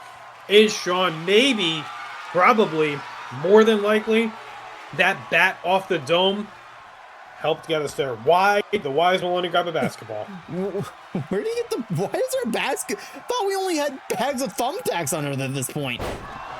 Oh, and a power bomb on the basketball! Unbelievable! Melone ducking, jiving out of the way. Off the ropes. Down under he goes. Don't even tell me. Up and over goes Sean with a kick, and the basketball is back in hand. Oh, for only a second, though. He's never dribbled besides from his mouth when he's eating something very, very sloppy, like a Joe. Kicked and fallen down, and the breath and the wind knocked out again as Sean goes for the pin. But we have a new champion. Pulls the shoulder out at 2, and honestly, I give him credit. He kicked out of a pin. Up over goes Sean. Down and under. He's showing how it's actually done. Kick to the gut. Nice swinging neck breaker. Another 2 count. Maybe the Wise Melone, in his ever effervescent way of being able to kick out of pins, will finally get a chance to pin Sean in this match. What do you think? It's hard to say because the Billy Goat curse of the EGMCW Championship is still heavy in this one. Oh, just like he can't use that basketball as a weapon, apparently. Hey, we all know how much a basketball can really change the outcome of a match, especially depending on the referee. But it looks like Sean's going to do his best to make sure that basketball is out of the Wise Melone's hands. You don't want to give the best shooter on the court a basketball, you know? Well, no, because that's how you quickly get a shot in the back of the head with a basketball. Sean clearing off the German announce table over here. You know, that's the 3rd time tonight this table has been cleared off. You think it's actually going to break now? No, I think they just really don't like the German electronics, so they just throw them on the ground.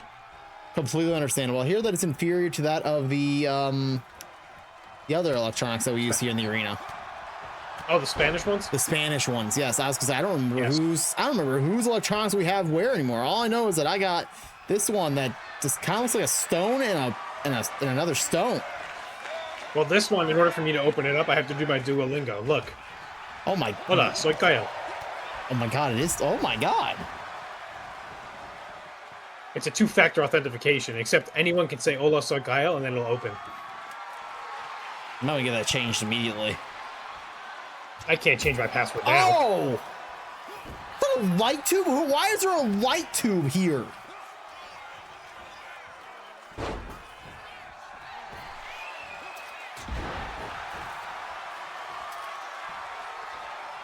Maybe able to break a light tube over the Wise Melone, but he's shining brightest right now. Never mind. Oh, shit. Who's going to catering? Is this going to be the hockey fight that Ginger needs to book them for the next few weeks, or is this going to be a catering trip for both? Chop across the chest. Man, have you ever Punch seen to the back of the head. Have you ever seen a champion get sidelined without an injury? Because someone might be here tonight. They better know the rule. Rule number 1. He doesn't even care about the rule. Wait, there's 2 of them? Another prosthetic arm. I can't believe there were 2 people under the ring wearing prosthetic arms and he took them off of. Picked up. One. Ooh. Shot off the knee. This is the back of the head.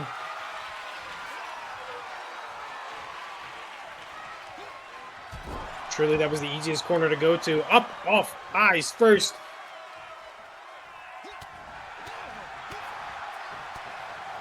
Punches to the gut because he can't hit any higher than that. The Wise Melone taking Sean down on that one.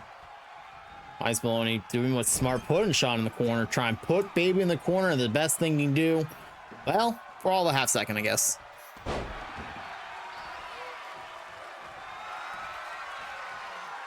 Waiting for the Wise Melone to stand up on his feet. Super kick. Down he goes. Shoots the pin. Wise Melone rolling the shoulder out. The title is still being defended as we speak. Are you nervous? I'm a little nervous. Sean is looking good, but that blood is just drenching into his eyes right now. The eyesight of Sean might be dripping and dipping really fast. Thought Sean was going to twerk right there, but didn't. Missile drop kick combination, bouncing off the ropes, and the Wise Melone wisely rolling out of the ring as Sean finds one of the prosthetic arms, making his way over to the Wise Melone here. There's the other one! I'll say, and the other prosthetic arm. Wise Melone not happy about that, using the arm against Sean. Makes you think the person whose arm was ripped off might be a friend of the Wise Melone. Maybe that's why they're under the ring, up close and personal to the matches. I think Wise Melone was trying to wear 2 extra arms because he knows 2 arms aren't enough for his fighting style, and he never got to tape them on. Very athletic as always, Sean with that arm drag from the top rope to the outside here. One of the hardest parts of the outside here. Sean, I think, tripped on some of the sand, so that's concerning for multiple reasons.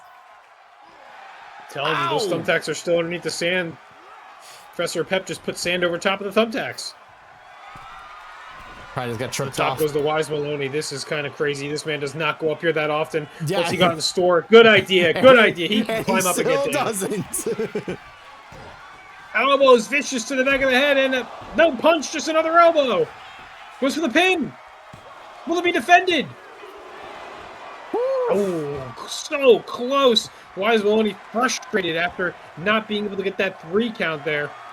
Maybe he should have went for the punch instead of the elbow on the last piece. But a lollipop has been found. Oh my God. God. Off the dome. What the hell is this? Is that Otis? Otis?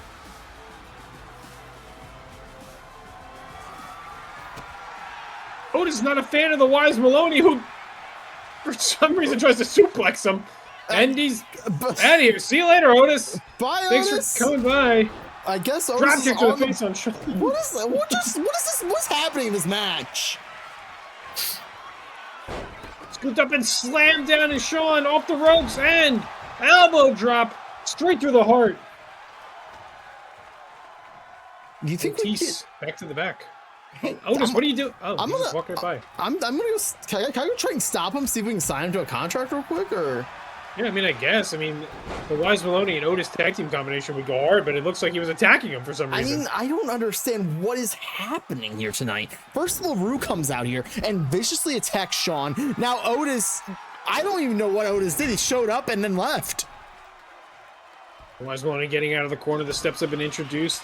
Kick to the gut. Elbows to the back of the head.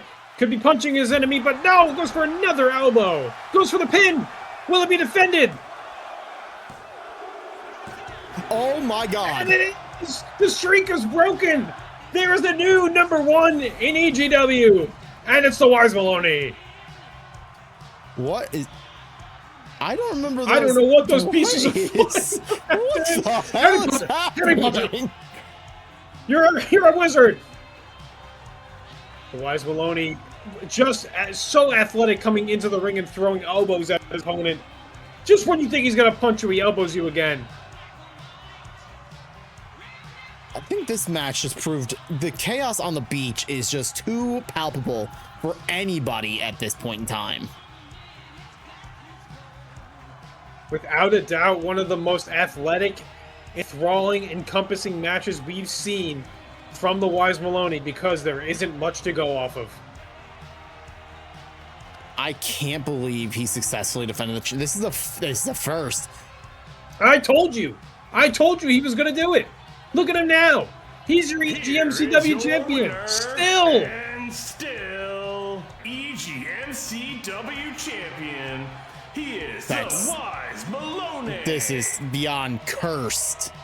Maybe you should start getting more wise about the people that are wrestling in your promotions and understand that the Wise Melone has exactly what it takes to be a champion here, because anything could happen in this Anything can happen. competition. Otis, whatever we want to call him, he just shows up. LaRue comes back for the first time in literally months.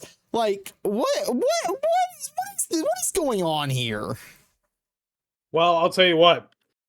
No better chance for the Wise Melone to get the competition thrown off by having them slip on thumbtacks all over the place, because the Professor Pep didn't actually put the thumbtacks in a garbage bag. He just put sand over the top of the rest of the thumbtacks. Very slippery.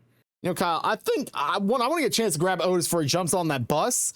I think we need to run an ad break really quickly so we can get a chance to go see, get at least a match out of him. If he shows up interfering in a match, we should try and at least make something happen of this, right? I mean... 100%. I think you need to do that, and then I'll also run the gamble while we're doing the ad break, because, hey, people want to know what the next match is going to be, and they want to know who they got to vote on. So, hey, true. Stone. True. 4, 5, or 6? 6. 6. All right. While the ads are playing, those of you who are subscribed or using Twitch Turbo, you guys get a beautiful ad from the Epilogue Gaming stream team. But those of you who are not, you guys get probably boring ads that are not fun or anything like that. So enjoy those ads. We'll be right back when we return. Tag team action, and we'll go over that match when we come back. So we are beat.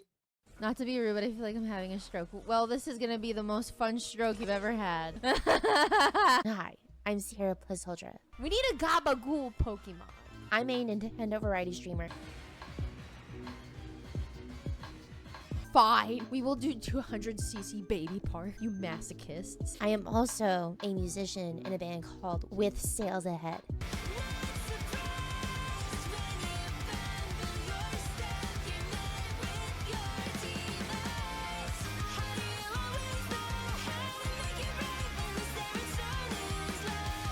While it can get a little chaotic here. Let's go back to playing the game. Oh no! Whoa! 69! 69! This is one of the most wholesome Nintendo and music communities you'll find on the internet. It's just a game. It's just for fun. Believe in yourself. Downloaded the whole album after hearing this song. Thanks for sharing. That's what this shit's all about. Hey gamers, I'm Varlden. Hey now to my favorite fictional lesbians right here. So I've been streaming for about 8 years now, and I used to do, basically always had some sort of main content on my channel. So it would be like a randomizer, it would be a speed run, it would be a challenge, like GeoGuessr challenges, Ironmon, Roguemon. And for about a year now, I've been just kind of doing casual content for the most part. Playing through older gems like Chrono Trigger and Final Fantasy IX, playing some good newer games like Clair Obscur, Nier Automata, and I plan to continue doing that for the foreseeable future. So, well, that sounds pretty interesting. I would say you're missing out by not hanging out with me. Just saying, just saying. Galarian needs heroes like you. Those are very cute. It's not necessarily the size, it's, you know, what you do with the rod. So that was a great job. Look at this flounder, it's huge. Alright, I disarmed him, and now I'm going to disarm him. Okay. With my great axe. Making a targeted attack. It doesn't like look at me in any kind of way, right? It's like it wants like a one something. No. We're not keeping a pet hippo. I didn't ask you, okay? You know, I mean, I like to look on the bright side, but also, drugs and alcohol. Oh no, not spiders. Men. What do these men look like? Spiders. That's... What?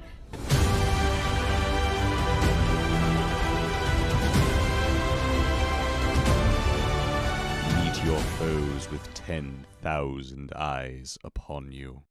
10,000 eyes upon you and craziness just like that. Kyle! Our next match. It's for the Tag Team Championships. Tag Team Championships. Something that in Season 1 of EGW was not an afterthought, but one of those things where as your company grows, the more competition comes in, the more outlets you need to present the competition, right? So other people that come in or want to come in from other companies to kind of showcase their skills, how do we get them involved in something like this? And introducing in season 2 with more tag teams aptly added, whether they came in and attacked teams that are well established like the Great Minds, who may have only been the original tag team in EGW, all the way up to where we're at now, where we have competitions, week-longs, all the way building up to the first inaugural EGW Tag Team Champions. We are at the precipice of where we feel like the competition exceeds the most, and EGW Tag Team Wrestling, whether it's Tornado or whether it's traditional, has been absolutely electric over the past few weeks, and we are here again to bring you a championship match for the EGW Tag Team Championships. It's very true. So back a couple weeks ago, we had Ben and Azure have a war of wars. These two hate each other. Quite frankly, it started to build up what is now known Big EG versus Little EG. Right now, Little EG, as we already know, are holding on to those tag team titles. But Big EG, that of the Great Minds, are breathing down the necks of Azure and Funky Zayla. The Disco Dragons have a hard-fought fight coming tonight in an Iron Tables match. And we don't really know what to expect in an Iron Tables match except for the pieces of wood that are going to be there to throw your opponents through. And I mean, in an Iron Tables match, it's a little bit different, right? We have a 15-minute time limit set, but as many times as you can throw your opponents through tables is going to count towards an overall count for you to win the match and either crown yourself the EGW champions or retain that championship. And like you said, I mean, my money, for what it's worth, is on the Disco Dragons in this fight. I feel confident with their ability to hold it together. Azure and Zayla know exactly what they're doing together. They come out, they're full of hype, they're full of energy, and maybe they didn't start off that way when they came into competition being singles competitors, but it really has formulated into a great bond and a great team. They have formed a very tight bond, and you know, when you look at it, these two work together as a tag team. They barely ever do anything non-tag team wrestling action. Ben and Tendo Boy, on the other hand, they try to dip their toes in non-tag team matches. That could be the difference maker at the end of the day for these two tag teams. And that is detrimental because these two, they do eat together, they talk together. Both teams are always together. But who is better? That's exactly it. Who is going to be the one that's going to take it away from the other team and capitalize on maybe some of the mistakes that happen when you start getting out of the rhythm of being a tag team? That's why I'm going for the Disco Dragons. Ooh. Kyle voted for the Disco Dragon. You heard him earlier. If you guys did not vote against the Disco Dragons, you probably are going to be losing some points here tonight. Probably should vote against what I think, because I'm always wrong. Tag team match is an Iron Tables match, and it's for the EGW World Tag Team Championships. Introducing first, the challengers, the team of Ben and Tendo Boy. They are the Great Minds. You know, we told the wrestlers come in their best beach gear. I guess Ben wants to go scuba diving. Yeah, Aquaman and Tyler 1 coming out to the ring here, and we are watching two best friends, best buds, ready to roll around in the beach together, or maybe just go hit some waves, I guess. You know, is that suit all one piece? I think it's all one piece. I think Ben has found the one and only two-toned, one-piece scuba suit. Yeah, the one piece is real and it's on Ben. Wait, does he have flipper? He has flippers on. I didn't even notice because I've yet to look at his feet, but now I'm staring. Do they both have flippers on? No, it's just Ben. No, it's just Ben. It's just Ben being Ben. Him and his Big EG hat ready to fight tonight. Oh, he took it off. Never mind. Underneath that suit was clothes. My God, how hot must that have been? They are your EGW Look at this! World Tag Team Champions. The team of Azure and Funky Zayla. Well, they are the Kabuki Warriors. Kabuki Warriors, apparently. They look fantastic. They look better than the Kabuki Warriors. Look at this ensemble. They match perfectly. This is fantastic. Very rarely do these two match up colors, but good golly, they are looking damn good tonight.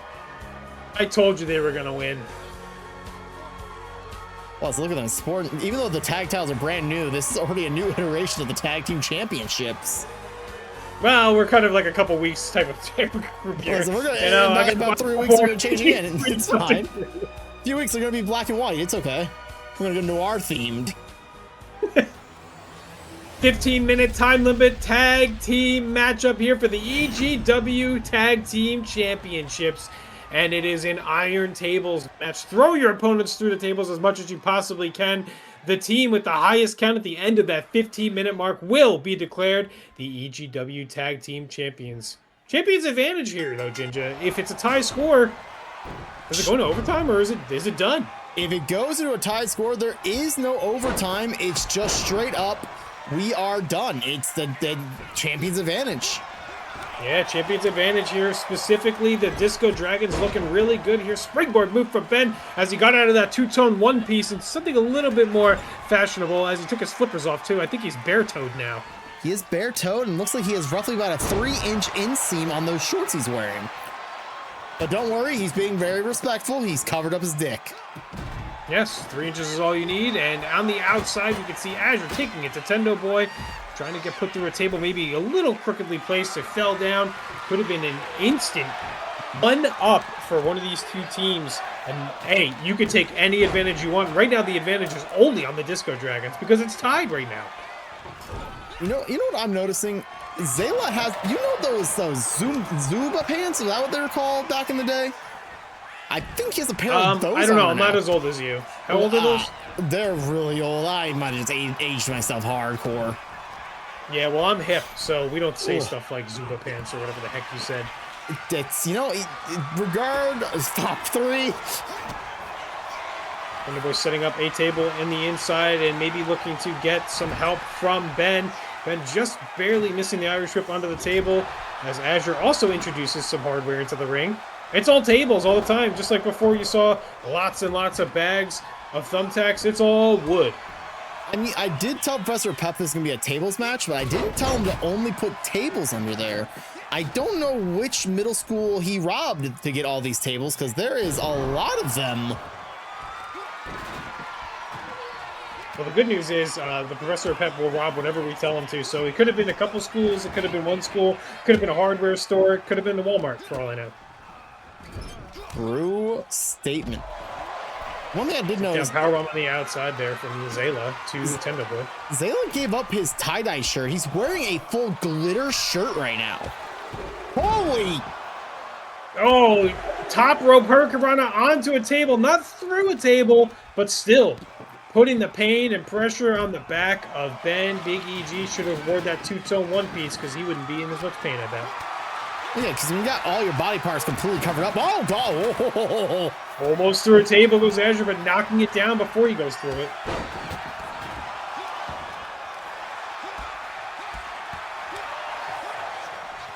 Combination kicks and snapmare takedown there by Azure. Drop kick missing as Ben gets out of the way while Zayla Irish whips Tendo Boy around the outside. Hey, a table can get broken anywhere at any time, so this is okay for these tag teams to kind of split up their resources instead of maybe trying to isolate one person. Smart. Oh, chop block. Down goes Azure. We know as you get older, getting chop blocked, you can't really get up the same way anymore. I know me. Whenever I get chop blocked, I don't get up the same way.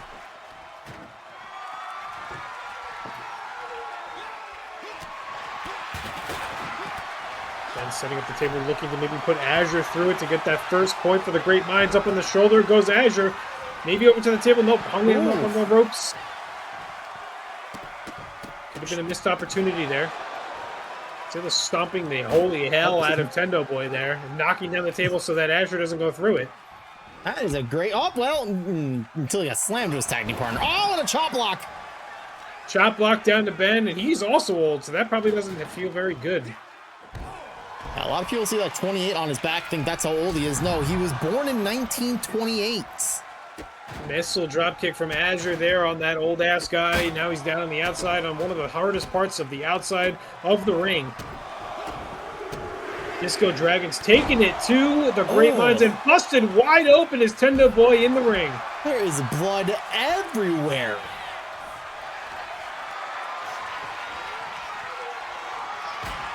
Oh! We've mentioned it before, but shoulder buster there and onto a table. Not through a table, but onto a table.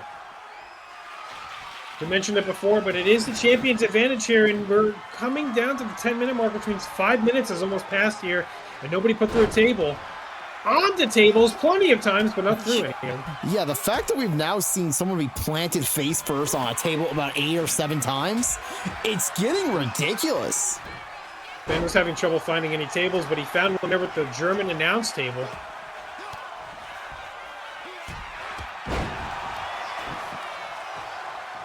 Good on the Germans. Elbow dropping down. Yeah, you know, the Germans, they do a great job of announcing. I don't understand what they're saying, but it's probably the exact same words that I'm saying because I say great words, and then they just use them over.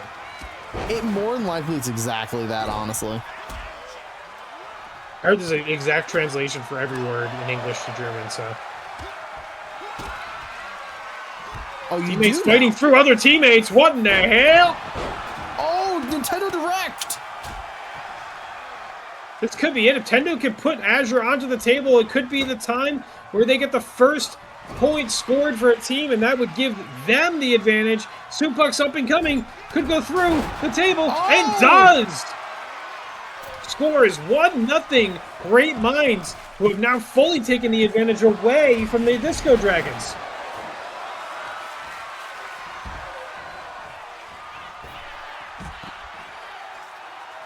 Unless you just eliminate people in this match, and I had no idea. I mean, I don't think that's how this works. No, Okay, it's not. there he He's is. just really got her. He really Where the hell did he go? He's confused the hell out of me. I thought he got put through a table and disappeared. You know, sometimes you can put through a table and you don't even know where you are anymore.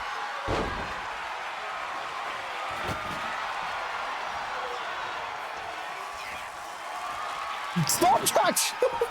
No, boy, please! Extra added offense mechanism into the middle of the ring as Thumbtacks have been strewn once again. Professor Pep is not going to be happy. He has to put more sand over those Thumbtacks. Professor Pep needs to get out here quick. We gotta get that cage assembled too while we're here. Closing in on the halfway point through this match. 7.5 minutes would be that point, and it is only 1-0. Great Minds capitalizing on one table put through. But right now, it's just Ben alone with the Disco Dragons. Could be a chance for the champions to get an advantage here. Underboy's looking under the ring for some kind of help. Oh, he found a table. And the more tables, the better, you know. As far as this match goes, for sure, Azure back into a table now again. But defending himself this time, can't go down 2-0. Oh! Through the table goes Tendo Boy. Did they count it? I think they counted, but did you see that chunk of table fly next to us? Next to him. I'm all the way up here. Yeah, that's how far it flew. Oh, it did fly all the way up here. Look at that. That It's a piece of sandcastle table. destroyed. I thought that was chocolate.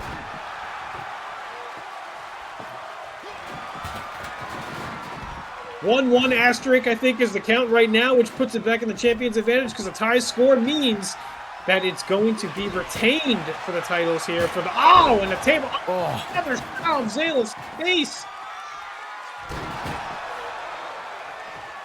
And taking the wood to his opponents. The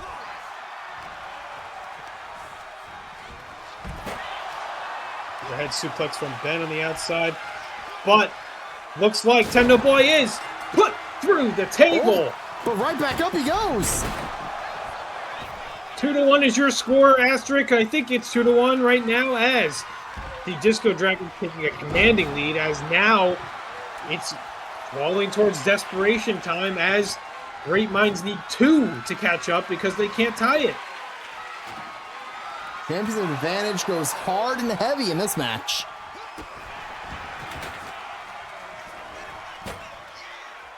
And up against the table, Azure maybe taking it to, and the German suplex.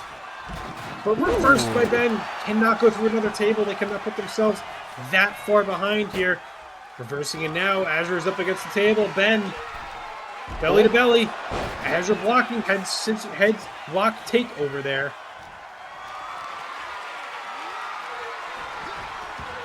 Ben pressing up and putting Azure through the table, tying it up 2-2 asterisk. I'm pretty sure that's what the score is. I'm pretty sure that's what it is. It is even. Even at this juncture. 5.5 minutes left. Needs go up. Oh, the gut of Ben is destroyed. That shooting star press was met with great difficulty. Is that table stuck in the ground, by the way? Yeah, either that or it's like one of the goblins' huts. Peepus might be under there. Oh! Oh, Tendo Boy put through a table! 3-2 advantage, Disco Dragons, but 3-2 is really like an extra point above because, hey, Great Mind's got to tie it up. 5 minutes remaining in this match. We've been 10 through here. Oh my God, Ben, please! Ben amongst all the pieces, luckily hitting the piece enough to erase it all from the ring. I think it's just shoved further down in the sand now after that moonsault miss. Oh my... Azure introducing Thumbtacks as Tendo Boy gets dropped, pile driven on top of them, plucking them out from his arm. Then setting up another table. Maybe Irish whipping and looking for. Oh, but blocked this time. 4-2 would be devastating. Oh, Azure just threw Ben through a table. Up 4-2. These champions have all the momentum in the world. A huge missed frog splash. Golly, that had to freaking hurt. Well, that's saying it's one of the hardest parts in the entire arena. Oh my God! I've never seen someone use the bag of thumbtacks as an actual weapon. And then they're put out on the ground. I think it was more effective keeping them in the bag. They gotta move. They gotta move. It's 4-2 right now. The Disco Dragons have a huge advantage. At this juncture, 3.5 minutes left. The Great Minds need 3 straight, putting their opponents to the table.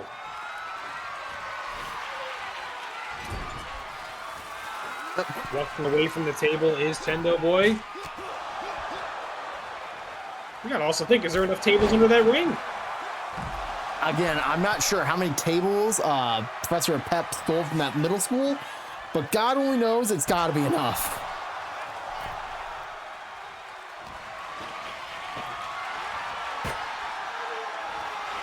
Jayla up against the table. Tendo Boy looking to put him through. Up he goes. Ooh. And reversed. Just under the 3-minute mark, creeping down to the end of this match. Ben up against the table. Azure looking to put Ben through the table. And he does. It is 5-2, and it is all falling apart for the challengers in this matchup. The tag team expertise of this newly formed tag team in EGW, showing why they are the champions.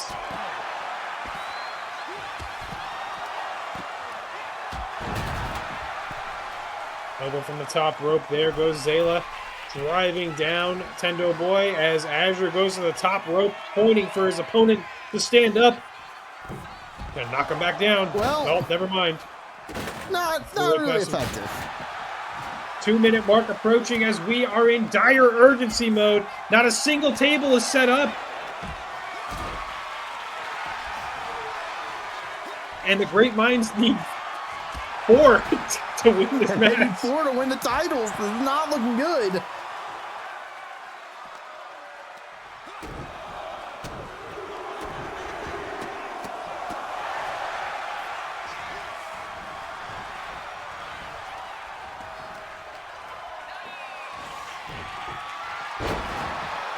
Down and out is just an absolute thrashing. What looked like to be a competitive fight early on. Up 1-0, down 5-2 here. 1.5 minutes left, and it is looking very bleak for the Great Minds at this point. Nothing's impossible in EGW.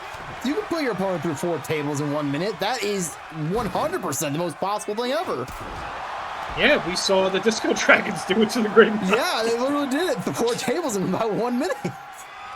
1 minute mark approaching here as Azure is setting up a table, hopefully to help out his opponents because they need a couple still. Well, hold on a minute. Into the table he goes. Will this be enough? Can we make it 5-3?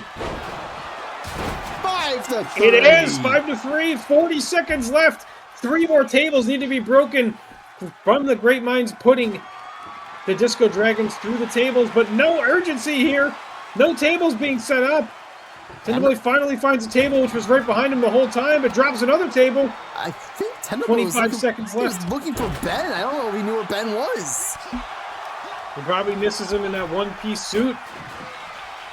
I mean, I do too. Just see how he looks so handsome in it. 10 seconds left, and it's looking all but over at this point. And your defending champions, your EGW Good Tag Team Champions, are going to be victorious here. Oh, but no, flashy move on Azure, but not enough as it's not through a table. And your defending champions putting their opponents recklessly through tables, even helping them set up tables to help put themselves through it, but wasn't enough. The Disco Dragons are victorious once again, defending the EGW Tag Team Champions. I still can't. He threw Ben out of the ring and through a table.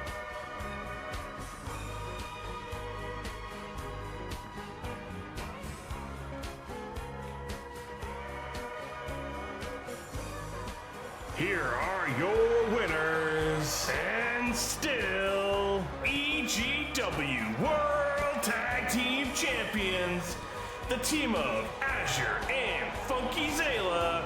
They are the Disco Dragons. Disco Dragons still the tag team champions.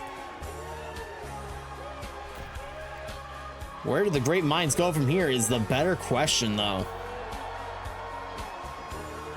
Outclassed, outmatched, outperformed, out-strength, out... Tabled. Everything. Out-tabled. Out-tabled, man. That was not one-sided, and then it was just very quickly one-sided. But I told you, never bet against me. I knew the Disco Dragons. Yeah, I mean, Disco Dragons, they got what they came in hot. They just did good. Did you see the way that they looked together when they came out from the back? I was like, damn, that guy looks like that guy. That's crazy because their outfits look so cool and they were ready to go. And then maybe you should have kept that one piece on. You know what I'm saying? He might have wanted to. He might need to think about that for the next time that they even remotely get an opportunity at those tag titles, which could be sooner rather than later. Who knows? Yeah, it's going to be new tag team blood coming from the pipeline, probably taking on that of the Disco Dragons. But, I mean, hey, I guess you're never out of it. If you're two best friends, they may kiss in the middle of the ring. They might. Like the Great Minds are. Never know. It's true. But you know who are not going to be kissing in the middle of the ring? Our next match, your main event, Hell in a Cell on a Beach. Beemancer tries to take back her EGW Championship against Derrick the Destroyer. They're locked inside of Hell in a Cell on a Beach.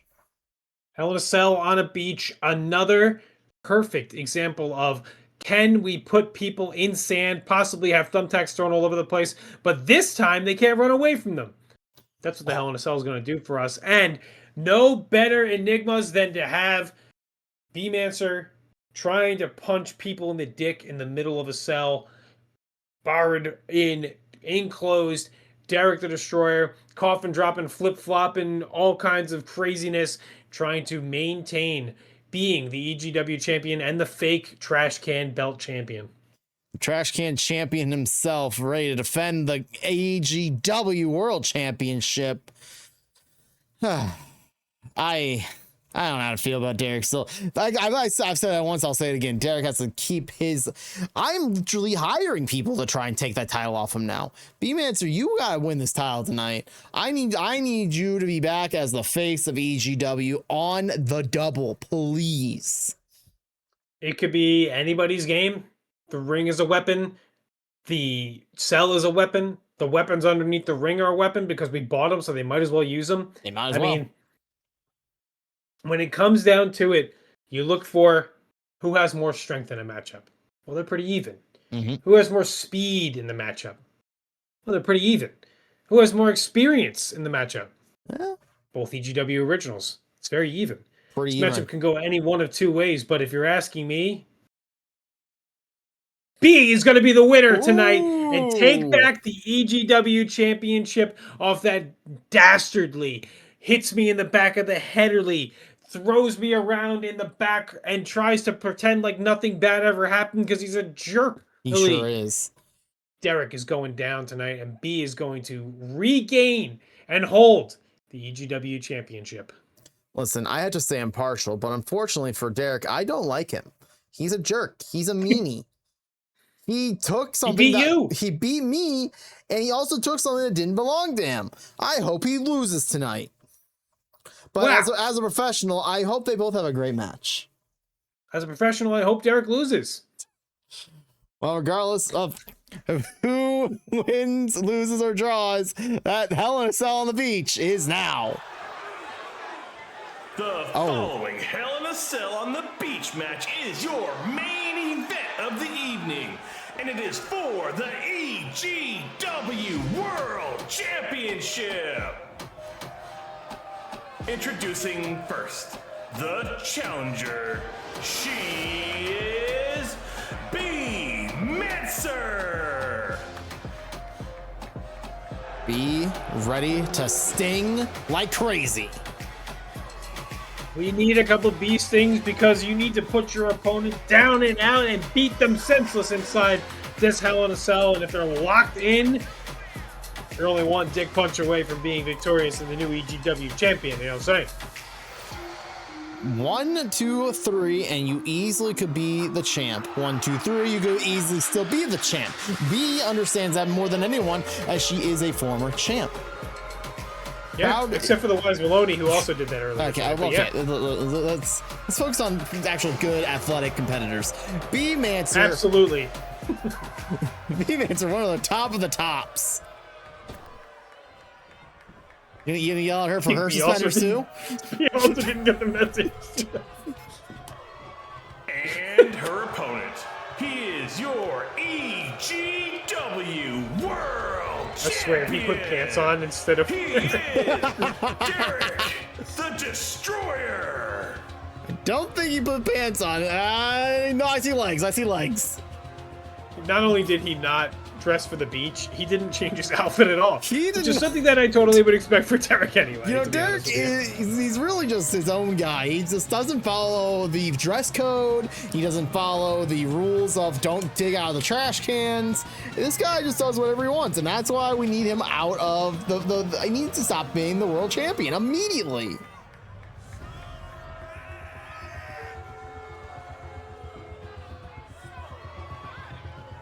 Brand new EGW World Championship being sported. The last one was kind of tainted by the old EGW Championship thanks to Derrick holding both of them. Maybe after this match, if Derrick gets pinned and loses the championship, the Professor Pep can bury the championship underneath the new layer of sand with all the thumbtacks that were used tonight. Maybe we can have the first ever treasure hunt for the EGW World Championship match. Bring your own shovel. First one to find is your new champion.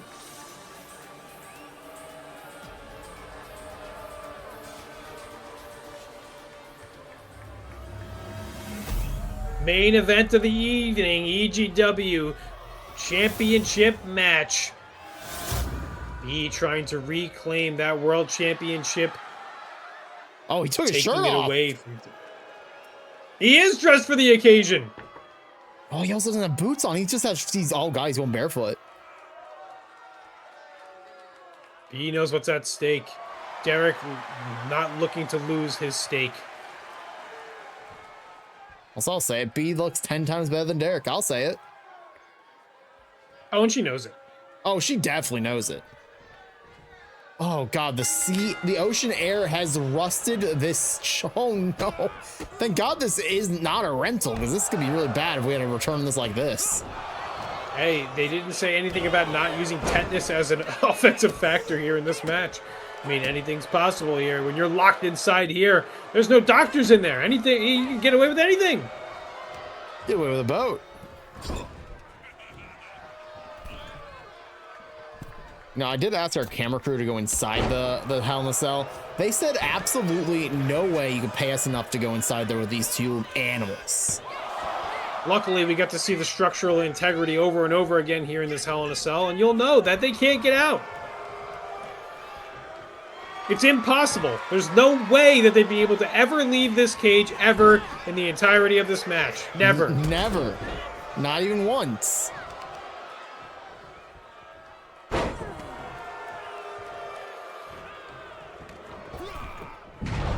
Oh my God, Derrick, please.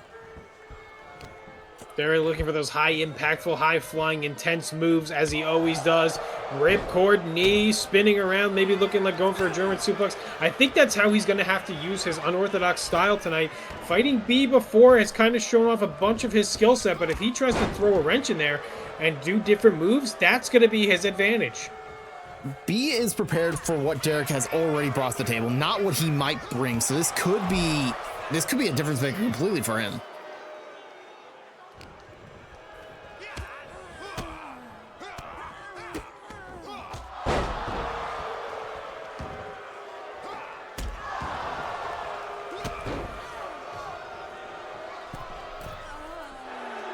Up to the middle rope goes Derrick, looking to call for B to stand up to.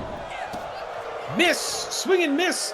B taking the advantage, going to the outside. Springboard moon up and over and landing flat across the back of Derrick, gaining some momentum here. Never mind, trip down right into the dirt. Was he trying to go for like a clothesline off that middle rope, or was he trying to go for like a leg drop? I couldn't tell what was happening.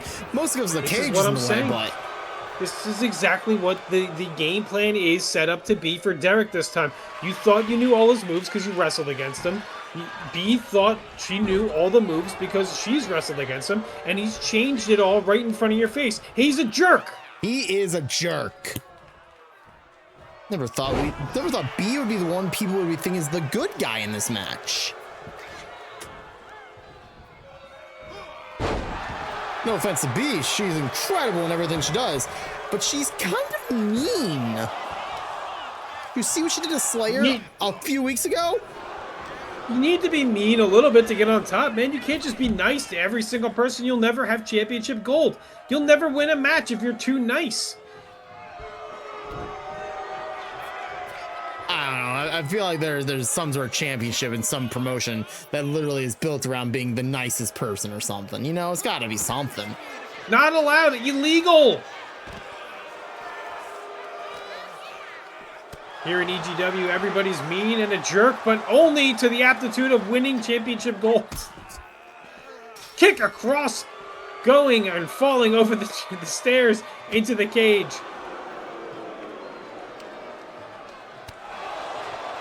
Oh, B is taking Derrick for a ride or a tour around the entire Hell in a Cell. Normally used for walking up, these stairs are used for taking on kneecaps. Hey, yo, nice little kickflip off the stairs there. Very athletic, very showy, very flashy. B known to be a Tony Hawk Pro Skater professional, so this only makes sense.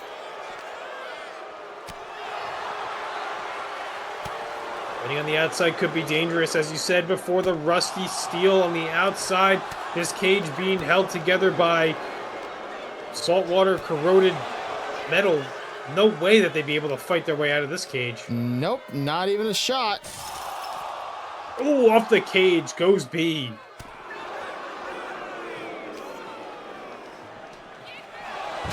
Well. Oh my goodness, I cannot believe they broke through the corroded cage to go to the outside. Who would have saw this ever coming? Happen? Who would have saw this coming?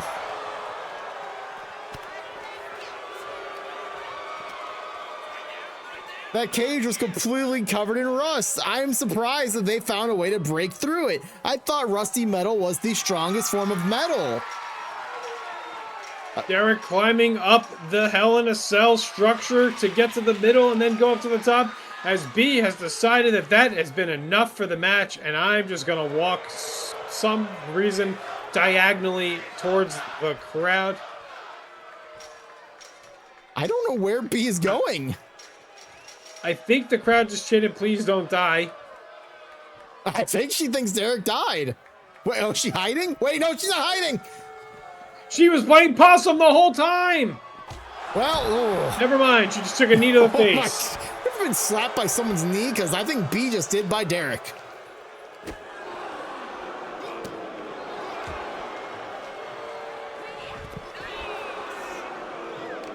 Luckily, bees know how to play possum and can corkscrew knee you down into the sand pit.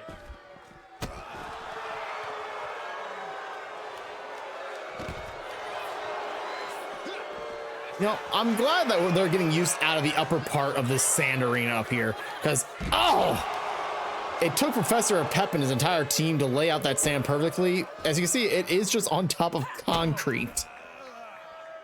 Ginger, you're a competitor. You've been in matches. I have, yes.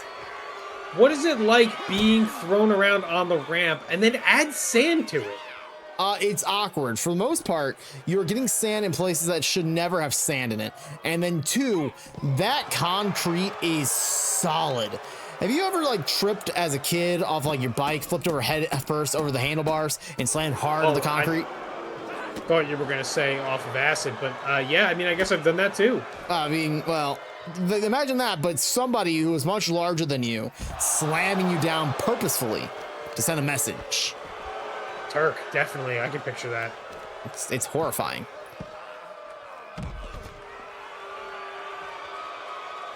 He turning the beat around and being able to put the pressure. He spoke too soon. Jawbuster there as Derrick tries to regain the advantage now. Knee and caught. And every time I change the momentum, something happens. Get back to the corrosion. Something happens, but we'd like to remind everyone, this is a Hell in a Cell on the beach match. We're more of on the beach than actually inside Hell in a Cell at the moment. B wanted to show off the beach wear as Derrick only took off his top attire. Wow, shot to the side of the head there.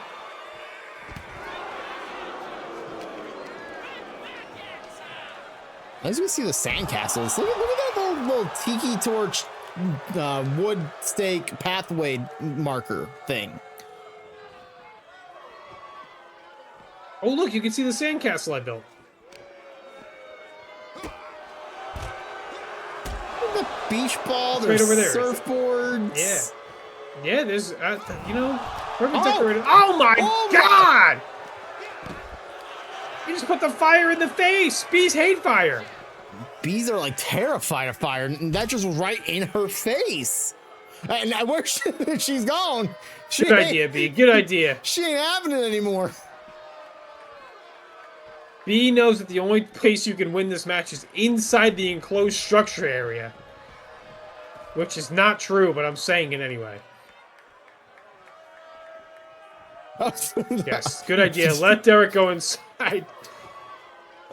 These two hate each other so much they're just staring at each other. Never mind, let's get back outside. It's much better out here. I've never seen two superstars more determined to throw each other off than these two. They've thrown everyone off, including themselves. Another uppercut on the outside, walking around towards the German announce tables. Irish whipped into nowhere as he trips on air. We're in the crowd. Up to the top we are going. I'm glad they have one idea they want to do together. This is the thing that the fans paid for, hoping that they would go up to the top and someone gets tossed 28 feet to the ground. Oh, B, yep, B's gonna taunt. Good idea. No. Okay, there's a light in our way. Can't see shit. Camera team, can we get a different angle, please? Hello? Camera team? Yeah. Oh, okay. There we go. Well, oh, there we go. Not much better, but better. We can actually see what's happening. On top is B. Down low she goes, chopping the leg.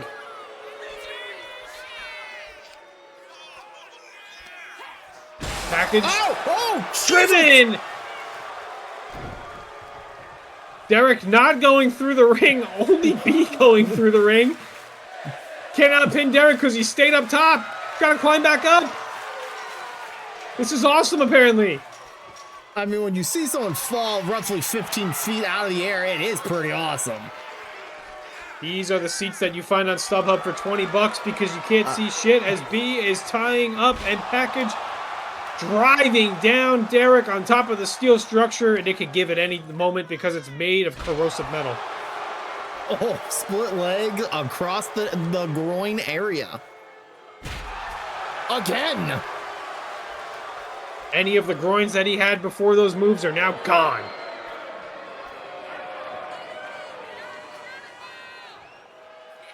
I think B is doing a B dance right now. We can't really see it because it's not appropriate for TV, so we hit it behind these lights. All right, long side camera angle again, huh? Welcome back. I mean, cameraman, you can just keep this angle. We can actually see. Suplex attempt here by Derrick. B falling over the top. Down the leg she goes again. Kim, someone in the back, please stay to one camera angle.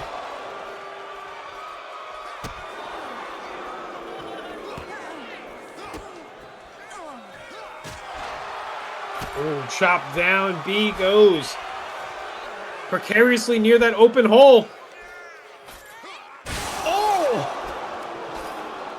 My God, it's like we have a microphone up there to hear that crash go down. Once again, Derrick's body put through a piece of the cage, but it doesn't matter because he wasn't put through the piece. B with the spinning driver on top of that steel structure.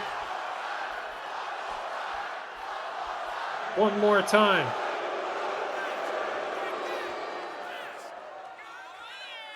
Good idea to not pin your opponent when they're completely incapacitated. Yeah, fake throw that punch. Good idea. B chopped down once again, wasting too much time taunting as Derrick is waiting for B to get back up. The sign of respect is a little weird in these things. These two literally hate each other, but they don't. I guess, you're fighting 15 feet in the air. You're going to have a little bit of a little respect for each other, I guess.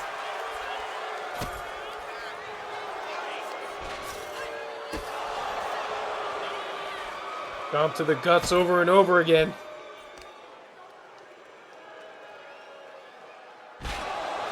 Oh.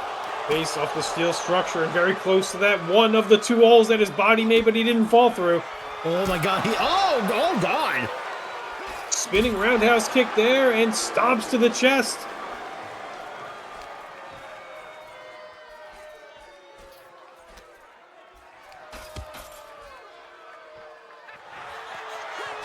Derrick just be doing shit on top of this cage.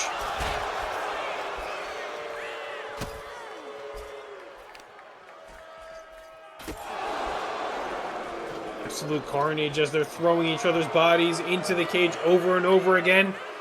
If there's no roof on here, are they in a Hell in a Cell anymore? I mean, they're in hell, but it's mostly because they're probably both getting tetanus right now. One of the many tools you get to use here, packaged up and driven down into the cage yet again. Bum first.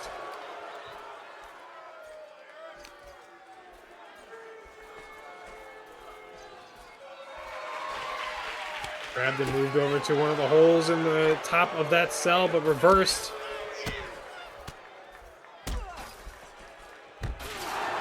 Oh my God, crashing down hard onto the top of that cell.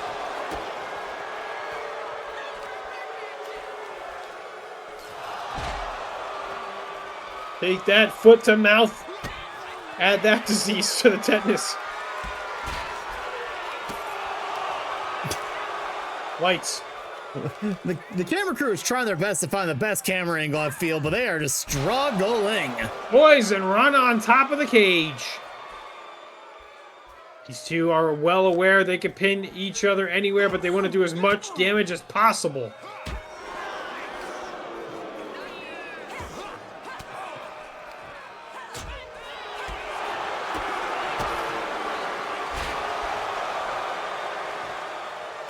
Wow, these two are actually hurting each other so viciously that I'm actually willing to give them free tetanus shots after this match.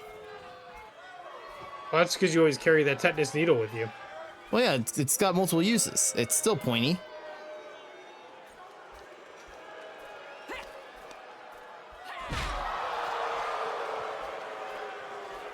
Seriously near the edge here.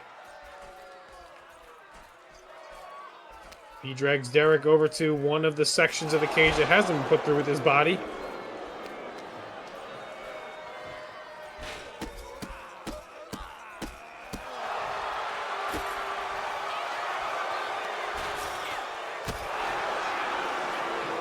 Bumped on in the gut. Driving knee to the face. Oh Disrespect. God.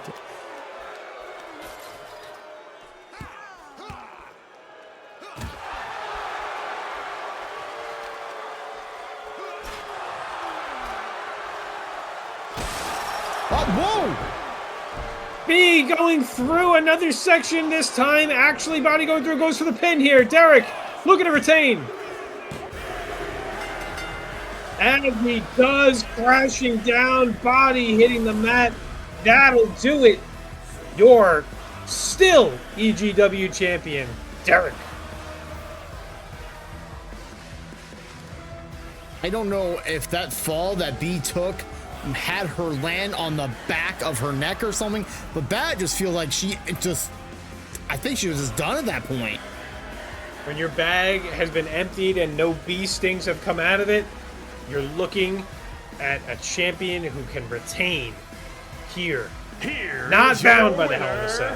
And still EGW World Champion. He is Derrick the Destroyer. Whoa. Boo! I'm booing. He was ready to go. Congratulations go to Derrick the Destroyer. Man, can you go try to beat him up again and like try? I can try, but let me see if I can hire. So let's see what I can pull off. I got a couple things in the works, maybe we'll find someone who's willing to actually, hurt him and take that title away from him. But it's got to be somebody good because he doesn't lose anymore, man. He doesn't, and it's upsetting me so much right now. Regardless, thank you all for joining us for EGW yet again, the summer kickoff. You guys didn't know it's the summer kickoff. It's been a great time, full of sand, sun, and plenty of violence. Oh my God, too much violence tonight, honestly. Lots of violence, lots of tetanus shots heading out tonight. Well, 2 of them at least. At least 2, minimum, if not more. But next week, I didn't get a chance to tell you this earlier. I caught up to Otis before he went away. He's agreed to a match. Oh, yeah. He agreed to a match. And, well, when I was coming back from the bathroom earlier, LaRue saw me. First, he said, I'm not Lunchbox. I believe him. He said it totally right to my face. But we believe him. He's got to say it. Yeah. I mean, sense. he was wearing a long sleeve shirt, so I couldn't really inspect his body for thumbtack spots. So I'm gonna have to believe him on that one. I believe him. But he said, no one hurts my boy Wise Melone. And I said, all right, next week we have a match. You have a match with Otis. So next week, all right, Otis versus LaRue. On top of that, we're on the beach next week again, by the way. Summer Kickoff is a 2-week event. It won't be called the Summer Kickoff, but it'll just be EGW Live on EGTV. It's just going to be live from the beach. On the beach. It's just EGW from the beach.